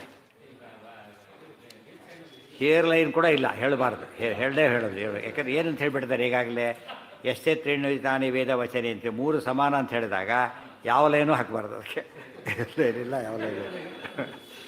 ಅದೇ ಆದಿತ್ಯ ವಿಷ್ಣ ಯಾರೋ ಸೂಕ್ಷ್ಮ ಇರುತ್ತೆ, ನಮಗೆ ಗೊತ್ತಾಗಲ್ಲ, ಅದು ಇಗ್ನೋರ್ ಮಾಡಿಬಿಡ್ತಾರೆ. ಅಭವದ್ ಘೃಣಾಶುಚಿ ಆದಿನ್ ಮಾತೃ, ಅದು ಭಾರಿ ಸ್ವಾರಸ್ಯವಾದ ಅರ್ಥ ಹೇಳ್ತಾರೆ. ಅದು ಅದನ್ನೇ ಹೇಳ್ತಿರೋದು. ಈಗ ತುಂಬ ಸ್ವಾರಸ್ಯವಾದ ಅರ್ಥ ಹೇಳ್ತಾರೆ. ಹಾಗಿದ್ದರೆ ದುಷ್ಟರ ಸಂಹಾರ ಇತ್ಯಾದಿ ಅವತಾರ ಮಾಡಿದ ಮೇಲೆ ಹನುಮದ್ ರೂಪದಲ್ಲಿ ಏನು ಮಾಡಿದರು, ಕೊಲ್ಲಬೇಕಾದ್ರೆ ರಾಕ್ಷಸರ ಕೊಂದು ಹಾಕಿಬಿಟ್ರು. ಭೀಮರೂಪದಲ್ಲೂ ಕೂಡ ಕೊಲ್ಲಬೇಕಾದ್ರೆ ಕೊಂದು ಹಾಕಿಬಿಟ್ರು. ಇಲ್ಲಿ ಕೊಲ್ಲಿಲ್ಲ ಪ್ರತಿವಾದಿಗಳನ್ನು ಆಚಾರ್ಯರು. ವೆರಿ ಇಂಪಾರ್ಟೆಂಟ್, ಪ್ರತಿವಾದಿಗಳನ್ನು ಕೊಲ್ಲಲಿಲ್ಲ. ಯಾಕೆ ಕೊಲ್ಲಲಿಲ್ಲ, ಘೃಣ, ಸ್ವಲ್ಪ ಕರುಣೆ ತೋರಿಸಿರೋದು, ಸ್ವಲ್ಪ ಕರುಣೆ ತೋರಿಸ್ಬೇಕು. ಹಾಂ ಹೌದು, ಅದು ತುಂಬ ಇಂಪಾರ್ಟೆಂಟ್. ಅದು ಮಧ್ವರೂಪ 3 ರೂಪಗಳು ಈಕ್ವಲ್. ಸ್ಟ್ರೆಂತ್ ಇಲ್ಲ ಅಂತ ಹೇಳಬಾರ್ದು, ಸ್ಟ್ರೆಂತ್ ಇಲ್ಲ ಅಂತ ಹೇಳಾಗಿಲ್ಲ. ಯಾಕೆಂದರೆ ಜಟ್ಟುಗಳು ಬಂದ ಸೋಲಿಸ್ಬಿಟ್ರಲ್ಲ. ಸ್ಟ್ರೆಂತ್ ಇದೆ ಅಂತೇಳಿ ಉಪಯೋಗಿಸ್ಬಾರ್ದು. ಸ್ಟ್ರೆಂತ್ ಇದೆ, ಗೋಡೆ ಕೊಡೋದ್ರೆ ಸ್ಟ್ರೆಂತ್ ಇದೆ ಅಂತೇಳಿ ಅದು ಎಲ್ಲಿ ಮಾಡಬೇಕು ಹಾಗೆ ಮಾಡಬೇಕು. ಅದಕ್ಕೆ ಏನು ಮಾಡಿದರು ಅಂದರೆ ಅದು ಡಿಟೇಲಾಗಿ ಹೇಳಿದ್ದಾರೆ. ಅದನ್ನೇ ಆ ವಾಕ್ಯ ಓದಬೇಕಾದ್ರೆ ಎಷ್ಟು ಚೆನ್ನಾಗಿದೆ ನೋಡಿ. ಯುಗೆ ಪ್ರೇರಯಿತಃ, ಈ ಅವತಾರಗಳು ಮತ್ತೆ ಮತ್ತೆ ಆಗ್ತಿರುತ್ತೆ ಅಂತ ಹೇಳೋದಕ್ಕೋಸ್ಕರ ಯುಗೆ ಅಂತೇಳಿ ಸಂಭವಾಮಿ ಯುಗೆ ಇದ್ದ ಹಾಗೆ ಪುನಃ ಹೇಳಿದ್ರು. ಪುನಃ ಬಂದ್ರಿ ಅವರು. ಬಂದು ಏನು ಮಾಡಿದರು, ವಾಯೋರವತಾರೇಶು ಕನಿಷ್ಠ, ಚಿಕ್ಕವರು, ಯಂಗೆಸ್ಟ್ ರೂಪ, ಮಧ್ವಾಚಾರ್ಯ ಇತ್ತಂ ಇದಾನೀಂ ದೃಶ್ಯಮಾನ ಪ್ರಕಾರೇಣ. ನಮ್ಮೆಲ್ಲರಿಗೂ ಗೊತ್ತಿರೋ ಹಾಗೆ ಘೃಣ ಅಂದ್ರೇನು, ಕೃಪೆ, ಕೃಣಾವಾನ್ ಕೃಪೆಯನ್ನು ಹೊಂದಿಬಿಟ್ಟು ದುರ್ಜನಾನಪಿ ಭೀಮವತ್ ಹನುಮದ್ವಚ್ಚ ಹರ್ಯಾಜ್ಞೆಯ ಅಭಾವಾತ್ ಕುತೋ ಹನ್ಮೀತಿ ಕೃಪಾವಾನ್. ಇಲ್ಲೇ ಏನು ಬಂದಿದ್ದು, ಆನಂದಯೇ ಸುಮುಖಭೂಷಿತ ಭೂಮಿಭಾಗ ರೂಪಾಂತರೇಣ ಮಮ ಸದ್ಗುಣ ಇಷ್ಟೇ ಇರೋದ್ರಿಂದ ಸಜ್ಜನರು ಉಪದೇಶ ಮಾಡಿ ದುರ್ಜನರ ಖಂಡನೆ ಮಾಡಿ ಅಷ್ಟೇ ಹೇಳಿದ್ದಾರೆ ಹೊರತು ಕೊಲ್ಲಿ ಅಂತ ಹೇಳಿಲ್ಲ. ಕೊಲ್ಲಿ ಎನ್ಕೌಂಟರ್ ಆರ್ಡ್ರಲ್ಲ ಕೊಂದ್ರೆ ಏನಾಗುತ್ತೆ, ಮರ್ಡರ್ ಆಗುತ್ತೆ. ಎನ್ಕೌಂಟರ್ ಮಾಡಿ ಅಂದಾಗ ಏನಾಗುತ್ತದ, ಅದು ರೂಲ್, ಅದು ಆರ್ಡರ್, ಆ್ಯಸ್ ಪರ್ ಆರ್ಡರ್, ಅದು ಸಾಹಸ. ಇದು ಮರ್ಡರ್ ಆಗುತ್ತೆ. ಅದಕ್ಕೆ ದೇವರು ಅಪ್ಲೈ ಮಾಡಿರೋದೇನು ರೂಪಕ್ಕೆ, ಅವ್ರು ಸೋಲಿಸ್ಬೇಕು ಅಷ್ಟೇ ಹೊರತು ಕೊಲ್ಲಬೇಕು ಅಂತ ಹೇಳಿಲ್ಲ. ಅಲ್ಲಿ 11 ರೂಪಕ್ಕೆಲ್ಲ ಕೊಲ್ಲಬೇಕು ಅಂತ ಆದೇಶ ಇತ್ತು, ಭೀಮರೂಪಕ್ಕೆ ಕೊಲ್ಲೋ ಆದೇಶ ಇತ್ತು. ಇಲ್ಲ ಆದೇಶ ಇಲ್ಲ. ಅದಕ್ಕೇನು ಮಾಡಿದರು, ಬಿಟ್ಟುಬಿಟ್ರು. ಅದು ಕರುಣೆ. ಈ ಬದುಕೆ ಹೋಗೋತಾರಲ್ಲ ಹಾಗೆ, ಬದುಕೆ ಹೋಗೋ ಸಾಕೋದು. ಆ್ಯಕ್ಚುಲಿ ಅವ್ನು ದುಷ್ಟ ಅಂತ ಗೊತ್ತು. ಜಯದ್ರಥ ಎಷ್ಟು ಸತಿ ಬಿಟ್ಟರು, ಸಿಕ್ಕಾಗ ಬದುಕೆ ಹೋಗೋಂತ ಬಿಟ್ಟರು. ಇದು ಈಗ ಮುಂದೆ ಕೊಲ್ಲಬೇಕು ಅಂತ ಬಿಟ್ಟರು. ಕೆಲವರು ಕೊಲ್ಲಬಾರದು ಅಂತ ಬಿಟ್ಟರು. ಈಗ ಬದುಕೆ ಹೋಗಿ ಮುಂದೆ ಹೊಡಿತೇವೆ ಅಂಥೇಳಿ. ಆ ದೃಷ್ಟಿಯಲ್ಲಿ ಕೃಪಾವಾನ್ ದುರ್ಜನಾನಪಿ ಭೀಮವತ್ ಹನುಮದ್ವಚ್ಚ ಹರ್ಯಾಜ್ಞಾಯ ಅಭಾವಾತ್ ನ ಕುತೋ ಹನ್ಮೀತಿ ಕೃಪಾವಾನ್ ಅತಯವ ಶುಚಿ ಸ್ವಪ್ರತಿವಾದಿತೆಯ ಪ್ರತ್ಯವಸ್ಥಿತಾನಾಮಪಿ ವಿಪ್ರರೂಪಾಣಾಂ ವಿದುಷಾಂ ವಾಚ ದೂಷಣೇಪಿ. ಅವರೆಲ್ಲ ಬ್ರಾಹ್ಮಣ ರೂಪದಲ್ಲಿ ಬಂದಿದ್ದಾರೆ. ತಮ್ಮದು ಬ್ರಾಹ್ಮಣ ರೂಪ, ಅವ್ರದ್ದು ಬ್ರಾಹ್ಮಣ ರೂಪ. ಇದು ಕಲಿಯುಗದ ಭಾರಿ ವಿಶೇಷ ಇದೆ. ಕ್ಷತ್ರಿಯ ರೂಪದಿಂದ ಏನು ಮಾಡಿದರು, ಫಿಸಿಕಲ್ ಪೀಡೆ ಕೊಟ್ಟರು. ಬ್ರಾಹ್ಮಣ ರೂಪದಿಂದ ಸೈಕಲಾಜಿಕಲ್ ಕೊಟ್ಟರು. ಅದಕ್ಕೋಸ್ಕರ ಏನು ಮಾಡಿದರು, ಕ್ಷತ್ರಿಯ ರೂಪದ ದುಷ್ಟರು ಹುಟ್ಟಿದ್ದಕ್ಕೆ ಕ್ಷತ್ರಿಯ ರೂಪದಲ್ಲೇ ಬಂದರು. ಇಲ್ಲಿ ಬ್ರಾಹ್ಮಣ ರೂಪದಿಂದ ಇವರು ಹುಟ್ಟಿದ್ದಕ್ಕೆ ಬ್ರಾಹ್ಮಣ ರೂಪದಲ್ಲೇ ಬಂದರು. ಮ್ಯಾಚಿಂಗ್ ಇದರಲ್ಲಿ ಬಂದರು ರೂಪದಲ್ಲಿ ಕೂಡ. ಆದರೆ ಬ್ರಾಹ್ಮಣ ರೂಪದಿಂದ ಏನು ಮಾಡಿಕೊಡೋದು, ಮೊದಲು ಬ್ರಾಹ್ಮಣ ಹಿಂಸೆ ಮಾಡಬಾರ್ದು ಫಸ್ಟು, ಮತ್ತು ಬ್ರಾಹ್ಮಣರನ್ನು ಯಾರೂ ಹಿಂಸೆ ಮಾಡಬಾರ್ದು. 2 ಪಾಯಿಂಟ್ ಇದೆ. ಅವ್ರ ರೂಪ ಏನವರದು, ಬ್ರಾಹ್ಮಣ ರೂಪ. ಅದರಿಂದ ಏನು ಮಾಡಬಾರ್ದು, ಕೊಲ್ಲಬಾರ್ದು. ಬ್ರಹ್ಮಹತ್ಯೆ ಬರುತ್ತೆ. ಆ್ಯಕ್ಚುಲಿ ಇದು ಮಾಡಿದ ಬರೋದಿಲ್ಲ. ಆದರೆ ಲೋಕದೃಷ್ಟಿಯಲ್ಲಿ ಗೊತ್ತಾಗಲ್ಲ ಇವೆಲ್ಲ ಕೂಡ. ಲೋಕದೃಷ್ಟಿಯಲ್ಲಿ ನಮಗೆ ಗೊತ್ತು, ಹುಡುಗ ಇವಾಗ ಫೇಲ್ ಆಗ್ತಾರೆ ಗ್ಯಾರಂಟಿ ಗೊತ್ತು ಅಂತ. ಆಗಲೇ ಫೇಲ್ ಮಾಡೋಂಗಿಲ್ಲ. ಯಾವಾಗ ಮಾಡ್ಬೇಕಂತ ಎಕ್ಸಾಮ್ ಆದರೆ ನೋಡಿ, ಈಗಲೇ ಮಾಡಿಬಿಟ್ರೆ ತಪ್ಪಾಗುತ್ತೆ. ಆಗ ಮಾಡೋದಷ್ಟು ಈಗ ಮಾಡಿದ್ರೆ ಡಿಫ್ರೆನ್ಸ್ ಏನಿಲ್ಲ. ಬಟ್ ರೂಲ್ಸ್ ಪ್ರಕಾರ ಯಾವಾಗ ಮಾಡಬೇಕು, ಈಗ ಮಾಡಬಾರ್ದು. ಈಗ ಸಸ್ಪೆಂಡ್ ಮಾಡಬಾರ್ದು. ಈಗ ಫೇಲ್ ಅಂತ ಡಿಕ್ಲೇರ್ ಮಾಡೋಕ್ಕೆ ಬರೋದಿಲ್ಲ. ಅದು ಕಾದ್ರೆ ಅದಕ್ಕೆ ಕರುಣೆ ಅಂತ ಕರೀತಾರೆ. ಕಾಯೋದು ಕೂಡ ಏನದು, ಕರುಣೆ ಇಲ್ಲದೆ ಕಾಯ್ದೆಲ್ಲ ಹೋಗೋದ್ಬಿಟ್ರೆ ಮುಂದೆ ಹೋಗ್ತಾಯಿತ್ತು, ಮಾಡಲಿಲ್ಲ. ಅದಕ್ಕೆ ಅವ್ರು ಏನು ಮಾಡಿದರು, ಬ್ರಾಹ್ಮಣರನ್ನು ಹತ್ಯೆ ಮಾಡಬಾರ್ದು ಅನ್ನೋ ದೃಷ್ಟಿಯಿಂದಾಗಿ ವಿಪ್ರರೂಪ, ತಮ್ಮದು ವಿಪ್ರರೂಪ, ಅವ್ರದ್ದು ವಿಪ್ರರೂಪ, ಆದ್ದರಿಂದ ಏನು ಮಾಡಿದರು ಅವರು, ಸಂಹಾರ ಮಾಡಲಿಲ್ಲ. ಇದೇ ಮಾತು ಮಧ್ವದಲ್ಲಿ ಬರುತ್ತೆ. ಏನು ಮಾಡಿದ್ರು ಆಚಾರ್ಯ, ಸಮಸ್ತ ಸನ್ಯಾಸ ಸುಬದ್ಧ ನಿಶ್ಚಯ ಅಂತ ಹೇಳಬೇಕಾದ್ರೆ ಅವ್ರು ಮೊದಲೇನು ಮಾಡಿದರು, ಅವತಾರ ಮಾಡಿದ್ದೇನೆ, ಹಾಗೆ ದುಷ್ಟರಿದ್ದಾರೆ, ಆ್ಯಕ್ಚುಲಿ ಏನು ಮಾಡಬೇಕು ಇವ್ರನ್ನ, ಸಂಹಾರನೇ ಮಾಡಬೇಕು, ಆದರೆ ನಾವು ಮಾಡೋದಿಲ್ಲ. ಯಾತಕ್ಕೆ, ಇವ್ರಿಗೆ ಅವತಾರ ಮಾಡ್ತಾ ಇದ್ದಾರೆ, ಅದು ಈ ಕಾರಣ ಎಲ್ಲ ಸೇರಿಸ್ಕೋಬೇಕು. ನಮ್ಮ ಬ್ರಾಹ್ಮಣ, ಅವರು ಬ್ರಾಹ್ಮಣರಾಗಿ ಎಲ್ಲ ಸೇರಬೇಕು, ಕಾರಣಗಳು ಸೇರಿಸ್ಕೊಂಡ್ಬಿಟ್ಟಾಗ ಅದಕ್ಕೆ ಏನು ಮಾಡ್ತೇನೆ ನಾನೀಗ, ಆ ದಂಡ ಮಾಡೋದಿಲ್ಲ, ಈ ದಂಡ ಹಿಡಿತೀನಿ ಅಂತ. ಆ ದಂಡ ಹೊಡೆಯೋದು, ಈ ದಂಡ ಯತಿ ಆಗೋದು, ಈ ದಂಡ ಅದಕ್ಕೆ ನಾನು ದಂಡ ಹಿಡಿತೇನೆ ಅಂತೇಳಿ ಯತಿಗಳಾದ. ಯತಿಗಳಾದ ಮೇಲೂ ಕೂಡ ಯತಿ ಧರ್ಮ ಕೂಡ ಹಿಂಸೆ ಮಾಡಬಾರ್ದು, ಮತ್ತು ಬ್ರಾಹ್ಮಣರು ಹಿಂಸೆ ಮಾಡಬಾರ್ದು, ಯತಿಗಳು ಹಿಂಸೆ ಮಾಡಬಾರ್ದು. ಅದಕ್ಕೆ ದೇವರು ಏನು ಮಾಡಿದ್ದಾರೆ ಗೊತ್ತಾ, ಬ್ರಾಹ್ಮಣ ಹಿಂಸೆ ಮಾಡೋ ಅಷ್ಟೇ ಕೆಡೋದಿಲ್ಲ ಅಂತೇಳಿ ಶಕ್ತಿನೂ ಜಾಸ್ತಿ ಕೊಟ್ಟಿಲ್ಲ. ಬ್ರಾಹ್ಮಣ ಶಕ್ತಿ ಕೂಡ ಏನಲ್ಲ, ಬೇರೆ ಶಕ್ತಿ ಅಷ್ಟು ಅಲ್ಲ, ಆದ್ದರಿಂದ ಅವ್ರಿಗೆ ಶಕ್ತಿನೂ ಕೊಟ್ಟಿಲ್ಲ. ಆದ್ದರಿಂದ ಫಿಸಿಕಲಿ ವೀಕು, ಮೆಂಟಲಿ ಆರ್ಡರ್ ಇದೆ, ಕೊಲ್ಲಬಾರ್ದು ಆರ್ಡರ್ ಇದೆ, ಆದ್ದರಿಂದ ಮಾಡ್ಲಿಕ್ಕೆ ಹೋಗಲಿಲ್ಲ. ಯಥಾ ಯಾಕೆ ಮಾಡಿದ್ರು ಅದನ್ನು, ಮಾತಿದೆ ಯಾತಕ್ಕೆ ಮಾಡಿದ್ರು ಹೇಳಿ ನೋಡಂತೆ. ಇವ್ರ ಪ್ರಶ್ನೆ ಏನು ಗೊತ್ತಾ, ಹಿಂಸೆ ಯಾಕೆ ಮಾಡಿದ್ರಾಗಿದ್ರೆ, ಹುಲಿನ ಕೊಂದುಬಿಟ್ರಲ್ಲ, ಹುಲಿ ರೂಪದಲ್ಲಿ ರಾಕ್ಷಸ ಬಂದಿದ್ದು, ಆಚಾರ ಕೊಂದರೋ ಇಲ್ಲ, ಆಚಾರ ಕೊಂದು ಅಲ್ಲ ಬಂದೆ, ಆಚಾರ ಕೊಂದಿದ್ದು ಒಂದೇ ಕೇಸ್ ಅದು. ಹಾವು ಅದು ದುಷ್ಟ ಸರ್ಪ, ಅದು ಆ ದುಷ್ಟ ಸರ್ಪ ಅದು ಇನ್ನೂ ಸನ್ಯಾಸಿಗಳಾಗಿಲ್ಲ, ಫಸ್ಟು ಸನ್ಯಾಸಿಗಳಾಗಿಲ್ಲ, ಬಾಲಕ ಉಪನಯನವೂ ಆಗಿಲ್ಲ, ಆಗ ಎರಡಿಲ್ಲ. ಜೊತೆಗೆ ಅದು ದುಷ್ಟ ಸರ್ಪ, ಅದು 100 ವರ್ಷದಿಂದ ಅಲ್ಲಿ ಕಾಯ್ಕೊಂಡು ಕೂತಿತ್ತು. ಸಂಹಾರ ಒಳ್ಳೇದಾಯ್ತು, ಲೋಕಕ್ಕೆ ಕಲ್ಯಾಣ ಆಯಿತು. ಇವತ್ತು ಅದನ್ನು ಮರ್ಡರ್ ಅಂತ ಕರೆಯೋದು ಲೋಕದಲ್ಲಿ, ಸರ್ಪ ಸಂಹಾರ ಅಂಬೋದ್ರೆ ಯತಿಗಳು ಮಾಡಿದ್ರು ದೋಷ ಅಂತ ಕರೆಯೋದಿಲ್ಲ, ಯಾಕೆ ಸಮಾಜ ರಕ್ಷಣೆಗೆ ಅದು. ಇಲ್ಲಿ ಅದಕ್ಕೆ ಮಾಡಿದರು ಅಂದರೆ, ಇಲ್ಲಿ ಯಾರು ರಕ್ಷಣೆ ಮಾಡಬೇಕಾಗಿತ್ತು, ಇಲ್ಲಿ ಸತ್ಯತೀರ್ಥ ರಕ್ಷಣೆ ಮಾಡಬೇಕಾಗಿತ್ತು. ಸುಮ್ಮನೆ ಬೇಟೆ ಆಡೋಕ್ಕೆ ಹೋಗಿ ಕೊಂದಿದ್ದಲ್ಲ, ಆತ್ಮರಕ್ಷಣೆ ಕೊಂದಾಗ ಅದು ಕೇಸ್ ಬೇರೆ, ಮರ್ಡರ್ ಕೇಸ್ ಬೇರೆ, ಆತ್ಮರಕ್ಷಣೆ ಕೊಲ್ಲ ಕೇಸ್ ಬೇರೆ. ಎರಡೂ ಅಫೆನ್ಸ್ ಆದರೂ ಕೂಡ ವ್ಯತ್ಯಾಸ ಇದೆ. ಅದು ಕೆಲವು ಸತ್ತು ವ್ಯತ್ಯಾಸನೇ ಇಲ್ಲ, ಅವಾರ್ಡ್ ಬಂದುಬಿಡುತ್ತೆ ಕೆಲವಕ್ಕೆಲ್ಲ. ಇಲ್ಲಿ ಅವ್ರು ಮಾಡಿದ್ದೇನು, ಸತ್ಯತೀರ್ಥ ಕಾಪಾಡ್ತಾ ಇದ್ದಾರೆ, ಕಾಪಾಡೋಕೆ ಹೊಡೆದ್ರು.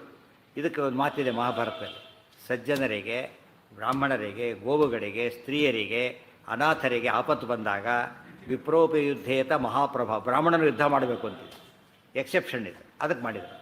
ಅರ್ಥ ಆಯ್ತಾ, ಬ್ರಾಹ್ಮಣನೂ ಮಾಡಬೇಕು. ಮತ್ತು ಯಾರೋ ಬಿದ್ದಿರ್ತಾರೆ, ಪೊಲೀಸ್ ಫೋನ್ ಮಾಡಿ ಎತ್ತು ಅಂತ ಕರಿಬಾರ್ದು, ಏನು ಮಾಡಬೇಕು ಅದಕ್ಕೆ, ನಾವೇ ಎತ್ತು, ಔಷಧಿ ಕೊಳ್ಳೋಕ್ಕೆ ಡಾಕ್ಟ್ರಿಗೆ ಕರಿಬೇಕು, ಹಿಡ್ಕೊಂಡವ್ರಿಗೆ ಕಾರಣ ಅವನಿಗೆ ಕರಿಬೇಕು. ಅದು ಮೇಲೆ ಎತ್ತಲಕ್ಕೆ ತಾನೇ ಮಾಡಬೇಕದು. ಅದು ಯಾರನ್ನು ಕಾಯಬಾರ್ದು, ಪೊಲೀಸ್ ಬರಲಿ ಅಂತ ಕಾಯ್ತಾ ಕೊಡಬಾರ್ದು. ನಮ್ಮ ಥರ ಅದಕ್ಕೆ ಮಾತ್ರ ಪೊಲೀಸರನ್ನು ಕಾಯ್ತಾರೆ, ಅದು ಸತ್ತೋಗಿರ್ತಾರೆ ಅಷ್ಟೊತ್ತಿಗೆ. ಹಾಗೆ ಮಾಡಬಾರ್ದು. ಏನು ಮಾಡಬೇಕು, ಅದನ್ನು ಯಾರಿದ್ರೂ ಆ ಕೆಲಸ ಮಾಡಬೇಕು, ಭಾರಿ ಪುಣ್ಯ ಬರುತ್ತೆ ಅಂತ ಹೇಳ್ತಾರೆ. ಆಗ ಬರೋ ಪುಣ್ಯಕ್ಕೆ ಲೆಕ್ಕನೇ ಇಲ್ಲ. ಅದು ಜನ ಕಳ್ಕೊಂಡ್ಬಿಡ್ತಾರೆ, ತುಂಬ ಸರ್ತಿ ಏನು ಮಾಡ್ತಾರೆ, ಅದನ್ನು ಕಳ್ಕೊಂಡು ಅಂತ ಒಳ್ಳೆ ಚಾನ್ಸ್ ಕಳ್ಕೊಂಡ್ಬಿಡ್ತಾರೆ. ಕಳ್ಕೊಬಾರ್ದು. ಬ್ರಾಹ್ಮಣ ಕೂಡ ಏನು ಮಾಡಬೇಕು, ಇದು ಆ್ಯಕ್ಚುಲಿ ಥಿಯರಿ ಅಷ್ಟೇ ಅಲ್ಲ, ಪ್ರಾಕ್ಟಿಕಲಿ ಬರುತ್ತೆ, ಭಾಳ ಸ್ವಾರಸ್ಯ ಇದೆ. ವಿರಾಟ್ ರಾಜನ ದಕ್ಷಿಣ ಗೋಗ್ರಹಣ ಆಯ್ತು. ಈಗ ತಕ್ಷಣ ವಿರಾಟ್ ರಾಜನ ಚಾಲೆಂಜ್ ಹೋಗಬೇಕಾಯ್ತು. ಈಗ ಆಗ ಧರ್ಮರಾಜ ಏನು ಮಾಡ್ತಾನೆ, ಬಂದಾಗ ಯಾವ ವೇಷದಲ್ಲಿ, ಯತಿ ವೇಷದಲ್ಲಿದ್ದಾನೆ, ನಾನು ಬರ್ತೇನೆ ನಿನ್ನ ಜೊತೆಗೆ ಅಂತ ಹೇಳ್ತಾರೆ. ಅಲ್ಲ, ಯತಿಗಳು ಸನ್ಯಾಸಿಗಳು ಅಂದರೆ ಇಲ್ಲ ಗೋಗಳಿಗೆ ಆಪತ್ತು ಬಂದಾಗ ಸನ್ಯಾಸಿ ಯುದ್ಧ ಮಾಡೋವೆಲ್ಲ ಬರ್ತೀನಿ ಅಂತ ಹೇಳ್ತಾರೆ. ಸೊ ಪ್ರಾಕ್ಟಿಕಲಿ ಬಂತಿದೆ, ಅರ್ಥ ಆಯ್ತಾ. ಥಿಯರಿ ಹಾಗೇ ಇದೆ, ಪ್ರಾಕ್ಟೀಸು ಹಾಗೇ ಇದೆ. ಅವಾಗ ಏನು ಮಾಡ್ದ, ಓ ಹೌದಾ ಅಂತ ಆಶ್ಚರ್ಯಪಟ್ಟು ಕರ್ಕೊಂಡು ಹೊಡುತ್ತಾ. ಅಲ್ಲಿ ಗೋವುಗಳಿಗೆ ಹಿಂಸೆ ಮಾಡೋ ಪ್ರಸಂಗ ಬಂದಾಗ ಯತಿಗಳು ಕೂಡ ಏನು ಮಾಡಬೇಕು, ಇಲ್ಲಿ ಸತ್ಯತೀರ್ಥರಿಗೆ ಆಪತ್ತು ಬಂದಿದೆ, ಆಚಾರ್ಯ ತೋರಿಸಿದ್ರೆ ಏನು ಮಾಡಬೇಕೀಗ, ಯತಿಗಳಾಗಿದ್ದರೂ ಕೂಡ ಏನು ಮಾಡಿದ್ರು. ಆ ಜಟ್ಟಿಗಳು ಬಂದ ಪ್ರಸಂಗ ಇಲ್ಲ, ಅದಕ್ಕೆ ಏನು ಮಾಡಿದರು, ಹೊಡಿಲಿಲ್ಲ, ಅವ್ರ ಕಡೆ ಹೊಲಿಯೋಕ್ಕಾಗೋದಿಲ್ಲ ಅಂತ ತೋರಿಸಿ ಸೋಲಿಸ್ಬಿಟ್ರು ಅಷ್ಟೇ. ಅಂದರೆ ಆಚಾರ್ಯ ಮಾಡಿ ಪ್ರತಿ ಕೆಲಸದಿಂದ ಏನಿರುತ್ತೆ, ಶಾಸ್ತ್ರದ ಹಿಂದೆ ಬೇಸಿಸ್ ಇರುತ್ತೆ. ಸುಮ್ಮನೆ ಮಾಡಿದ್ದಲ್ಲ, ಏನೋ ಹೇಳಿದ ಅದು ಸೀರಿಯಸ್ಸಾಗಿ ಕೇಳಬಾರ್ದು ಅಂತ ಹೇಳಬಾರ್ದು. ಏನೋ ಹೇಳ್ತಿರ್ತಾರೆ ಮಧ್ವಿಜ ಕತೆ ಕೇಳ್ಕೊಂಡೋಗಿ ಸುಮ್ಮನೆ ಅಂತಲ್ಲ, ಅದರಿಂದ ಏನಿದೆ, ಒಳ್ಳೆ ಒಂದು ಫರ್ಮ್ ಬಿದ್ದಿದೆ, ಶಾಸ್ತ್ರದ ಆದೇಶ ಇದೆ. ಹಾಂ, ಏನಾಯ್ತು, ಯಾರಿಗೆ ಹೇಳಿದ್ದಾರೆ ಸಂಹಾರ ಮಾಡಿ, ಏನರ್ಥ ಅದಕ್ಕೆ, ಪೊಲೀಸರು ಎಂದೂ ಕೊಡಬೇಡಿ ಅಂತಾರೆ, 8 ಕೌಂಟರ್ ಮಾಡಿ ಕೆಲಸರ್ತ ಹೇಳಿಲ್ಲ. ಅದು ಸೇರ್ಕೊಂಡ್ಬಿಟ್ಟಿದೆ, ಆಯಿತಾ. ಆದೇಶದಲ್ಲಿ ಏನು ಸೇರ್ಕೊಂಡಿದೆ, ಅದು ಸೇರ್ಕೊಂಡಿದೆ. ಸತ್ಯತೀರ್ಥರನ್ನ ಹುಲಿ ರೂಪ ಕೊಂದವನ್ನ ಕೊಲ್ಲಿ, ಅದು ಸೇರಿದೆ. ಉಳಿದೊತ್ತು ಕೊಲ್ಲಬಾರದು. ಮೂರ್ನಾಲ್ಕು ಹೇಳಿದ ಮೇಲೆ ಎಲ್ಲ ಕೇಳಬೇಕಾಗಿಲ್ಲ. ಮೂರ್ನಾಲ್ಕು ಹೇಳಿದ ಮೇಲೆ ಏನರ್ಥ, ಉಳಿದೆಲ್ಲ ಅಂಡರ್ಸ್ಟುಡ್. ಅದೇ ರೀತಿಯಲ್ಲಿ ಅಡುಗೆಯವ್ರಿಗೆ ಅಡುಗೆ ಮಾಡು ಅಂತ ಹೇಳೋದು ಹೇಗೆ ಸಂದೇಶನೋ, ಇನ್ಮೇಲೆ ಬಡಿಸು ಅಂತ ಹೇಳೋದು. ಅವ್ನು ಅಡಿಯಾಗ್ತದೆ ಬಡಿಸಾಗಿಲ್ಲ, ಅವ್ನು ಯಾವಾಗ ಬಡಿಸ್ಬೇಕು, ಅದನ್ನು ನೈವೇದ್ಯ ಆಗಿಲ್ಲ ಬಡಿಸ್ಬೇಡ ಅಂತ ಹೇಳಿದ್ರು. ಅವು ಇನ್ನೂ ಎಲ್ಲ ರೆಡಿ ಆಯ್ತು, ಇನ್ನೂ ಯಾರೋ ಬಂದಿಲ್ಲ ಬಡಿಸ್ಬೇಡ ಅಂತೇಳಿ, ಆಯಿತಾ. ಯಾಕೆ ಅವರು ಅಡುಗೆ ಬಂದು ಅವ್ರ ಮಾತು ಕೇಳ್ಕೊಂಡಾದ್ರಿಂದ ಅವ್ರು ಹೇಳಿದಾಗ ಬಡಿಸ್ಬೇಕು. ನಾವು ಎತ್ತಾಗದು ಬಡಿಸೋಗ್ತೇವೆ ಅಂತ ಹೊಲಕ್ಕೆ ಬರೋಲ್ಲ, ಅರ್ಥ ಆಯ್ತಾ ಇಲ್ಲ. ಆ ದೃಷ್ಟಿಯೊಳಗೆ ಅದು ರೈಟ್ ಅಂತೆ, ದೇವ್ರು ಕೊಟ್ಟ ಅಪ್ಪಣೆ ಹಾಗೇ ಇತ್ತು. ಅದು ಹೇಗೆ ಗೊತ್ತು ಅಂದರೆ, ದೊಡ್ಡ ಯೋಗ್ಯತೆ, ಅವರು ಪೂರ್ಣ ಪ್ರಜ್ಞರಾದ್ರಿಂದ ಅದು ಅನುಗ್ರಹ ಮಾಡಿದ್ದಾನೆ ಗೊತ್ತು. ಎಲ್ರಿಗೂ ಗೊತ್ತಿರೋದಿಲ್ಲ, ಅವ್ರಿಗೆ ಗೊತ್ತಿರೋದು. ಈ ಶ್ಲೋಕ ಹಾಂ ಹೆಚ್ಚು ಕಡೆ ಭೂತ್ವ ಕ್ಷೇತ್ರ ಬರೋದಕ್ಕೂ ಅದಕ್ಕೆ ಅನ್ವಯ ಸ್ವಲ್ಪ ಅದನ್ನೇ ಹೇಳ್ತಿರೋದು. ಅದು ಹೇಳ್ತಿರೋದೇ ಇಷ್ಟೊತ್ತ ಪಾದಕ್ಷೇತ್ರ ಬರೆದ ಅದೇ ಅರ್ಥ ತಾನೆ. ಪವಿತ್ರ ಪಾದಕ್ಷೇತ್ರ ಹುಟ್ಟಿ ಅಂತೆಲ್ಲ ಹೇಳಿದ್ರೆ ಅದೇ ಅರ್ಥನೇ. ಪೂರ್ತಿ ಏನೇನು ಮಾಡಿದ್ದಾರೆ ಎಲ್ಲ ಪರಮಾತ್ಮನ ಅಪ್ಪಣೆ ಅಂತಲೇ ಮಾಡಿದ್ದಾರೆ. ಪಿತುರೀತಿ ಮುಂದೆ ದೂಷಣೇಪಿ ಕರೇಣ ಮತ್ತೆ ಹೇಳ್ತಾರೆ, ವಿದುಷಾಂ ವಾಚಾ ದೂಷಣೇಪಿ ಕರೇಣ ಅಹಿಂಸನಾತ್. ಅದನ್ನೇಂತ ಕರೀತಾರೆ, ವಿಪ್ರೋಪಹತ್ಯಾ ನಿಮಿತ್ತ ಜನಾಪವಾದೇನಾಪಿ ಅಸ್ಪೃಷ್ಟೋ ಅಭವದಿತ್ಯರ್ಥ. ಅಲ್ಲೇನು ಮಾಡಿದರು, ಒಂದು ದೃಷ್ಟಿಯಿಂದ ಕೊಲ್ಲಬೇಕು ಹೌದು, ಕೊಲ್ಲಬಾರ್ದು ಹೌದು. ಏನು ಮಾಡಬೇಕಾಗ, ಅಯೋಗ್ಯರನ್ನು ಕೊಲ್ಲಬೇಕು, ಆದರೆ ಬ್ರಾಹ್ಮಣರನ್ನು ಕೊಲ್ಲಬಾರ್ದು. ಇದೇ ಮಾತು ಬರುತ್ತೆ. ಅಶ್ವತ್ಥಾಮನ ಹಿಡ್ಕೊಂಬಂದಾಗ ಸಭೆಗೆ ಭಾಗವತಲ್ಲಿ ಬರುತ್ತೆ. ಭೀಮಸೇಂದ್ರ ಹೇಳ್ತಾರೆ ಕೊಂದು ಬಿಡಿ ಈತನ್ನ ಅಂತೇಳಿ. ದ್ರೌಪದಿ ಹೇಳ್ತಾರೆ ಕೊಲ್ಲಬಾರ್ದು ಅಂತ ಹೇಳ್ತಾರೆ.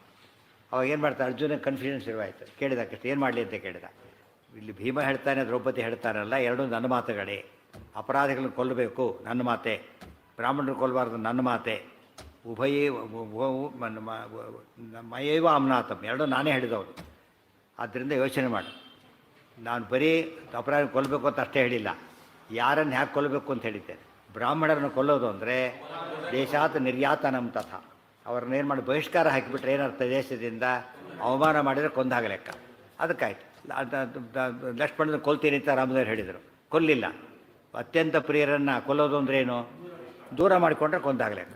ಮತ್ತು ಕೆಲಸ ಹೇಳ್ತಾರೆ, ನೀವು ಕೊಂದರೂ ಪರವಾಗಿಲ್ಲ ದೂರ ಮಾಡಬೇಡಿ ಅಂತಾರೆ. ಅಂದ್ರೆ ಏನರ್ಥ ಅದಕ್ಕೆ, ಕೊಲ್ಲೋದು ಅದಕ್ಕಿಂತನೂ ಡೇಂಜರ್, ದೂರ ಮಾಡೋದು ಅದಕ್ಕಿಂತ ಡೇಂಜರಸ್ ಅಂತಾರೆ. ಹಾಗೆ ಮಾಡಿದ್ದು ಅಲ್ಲಿ ಮುಗಿದೋಯ್ತು. ರಾಮದೇವರು ಮಾಡಿ ತೋರಿಸಿದ್ದಾರೆ ಅದು. ಅದಕ್ಕೇನೆ ಇವ್ರನ್ನ ಅಪರಾಧಿಗಳು ಕೊಲ್ಲಬೇಕು, ಬ್ರಾಹ್ಮಣರು ಕೊಲ್ಲಬಾರ್ದು. ಅದಕ್ಕೇನು ಮಾಡಿದರು, ವಾಚ ವಾಗ್ವಾದದಲ್ಲಿ ಗೆದ್ದರು. ವಾಗ್ವಾದದಲ್ಲಿ ಗೆದ್ದಿದ್ದರಿಂದ ಒಂದು ರೀತಿ ಏನಾಯ್ತು, ಅದು ಕೊಂದಾಗೂ ಆಯಿತು. ಆದರೆ ದೈಹಿಕ ಕೊಂದಿಲ್ಲ, ಆದ್ದರಿಂದ ಅದೇನಾಗಲಿಲ್ಲ, ಬ್ರಹ್ಮಹತ್ಯ ದೋಷವೂ ಬರಲಿಲ್ಲ. ಆ ರೀತಿ ಮಾಡಿಲ್ಲ. ಇವೆಲ್ಲ ಅರ್ಥ ಮಾಡಿಕೊಂಡ್ರೆ ಇವತ್ತು ವಾಕ್ಯಾರ್ಥ ಹೇಗೆ ಮಾಡಬೇಕು ಅದೆಲ್ಲ ಗೊತ್ತಾಗುತ್ತೆ. ಸಭೆಗಳಲ್ಲಿ ಅವಮಾನ ಮಾಡಬಾರ್ದು, ಯಾರನ್ನು ಪ್ರತಿವಾದಿನ ಅವಮಾನ ಮಾಡ್ಲಿಕ್ಕೆ ಹೋಗಬಾರ್ದು. ಉತ್ತರ ಕೊಡಬೇಕು ಅಷ್ಟೇ ಹೊರತು ಪರ್ಸನಲ್ ಅಟ್ಯಾಕ್ ಮಾಡೋದು ಹಾಗೆಲ್ಲ ಮಾಡಿದರೆ ತಪ್ಪಾಗಿ. ಎಷ್ಟು ಹಾಗೆ ಮಾಡಿಬಿಟ್ಟು ಏನಾಗುತ್ತೆ, ಅದರಿಂದ ಸಮಾಜದ ಶೋಭೆ ಉಂಟಾಗುತ್ತೆ. ಅವಕಾಶ ಕೊಡಬಾರ್ದು, ಟು ದಿ ಪಾಯಿಂಟ್ ಅಷ್ಟೇ. ಅವಾಗ ಅದೇನಂತ ಕರೆಸೋದಿಲ್ಲ, ಅದನ್ನು ಏನು ತಪ್ಪಾಗತ್ತೆ.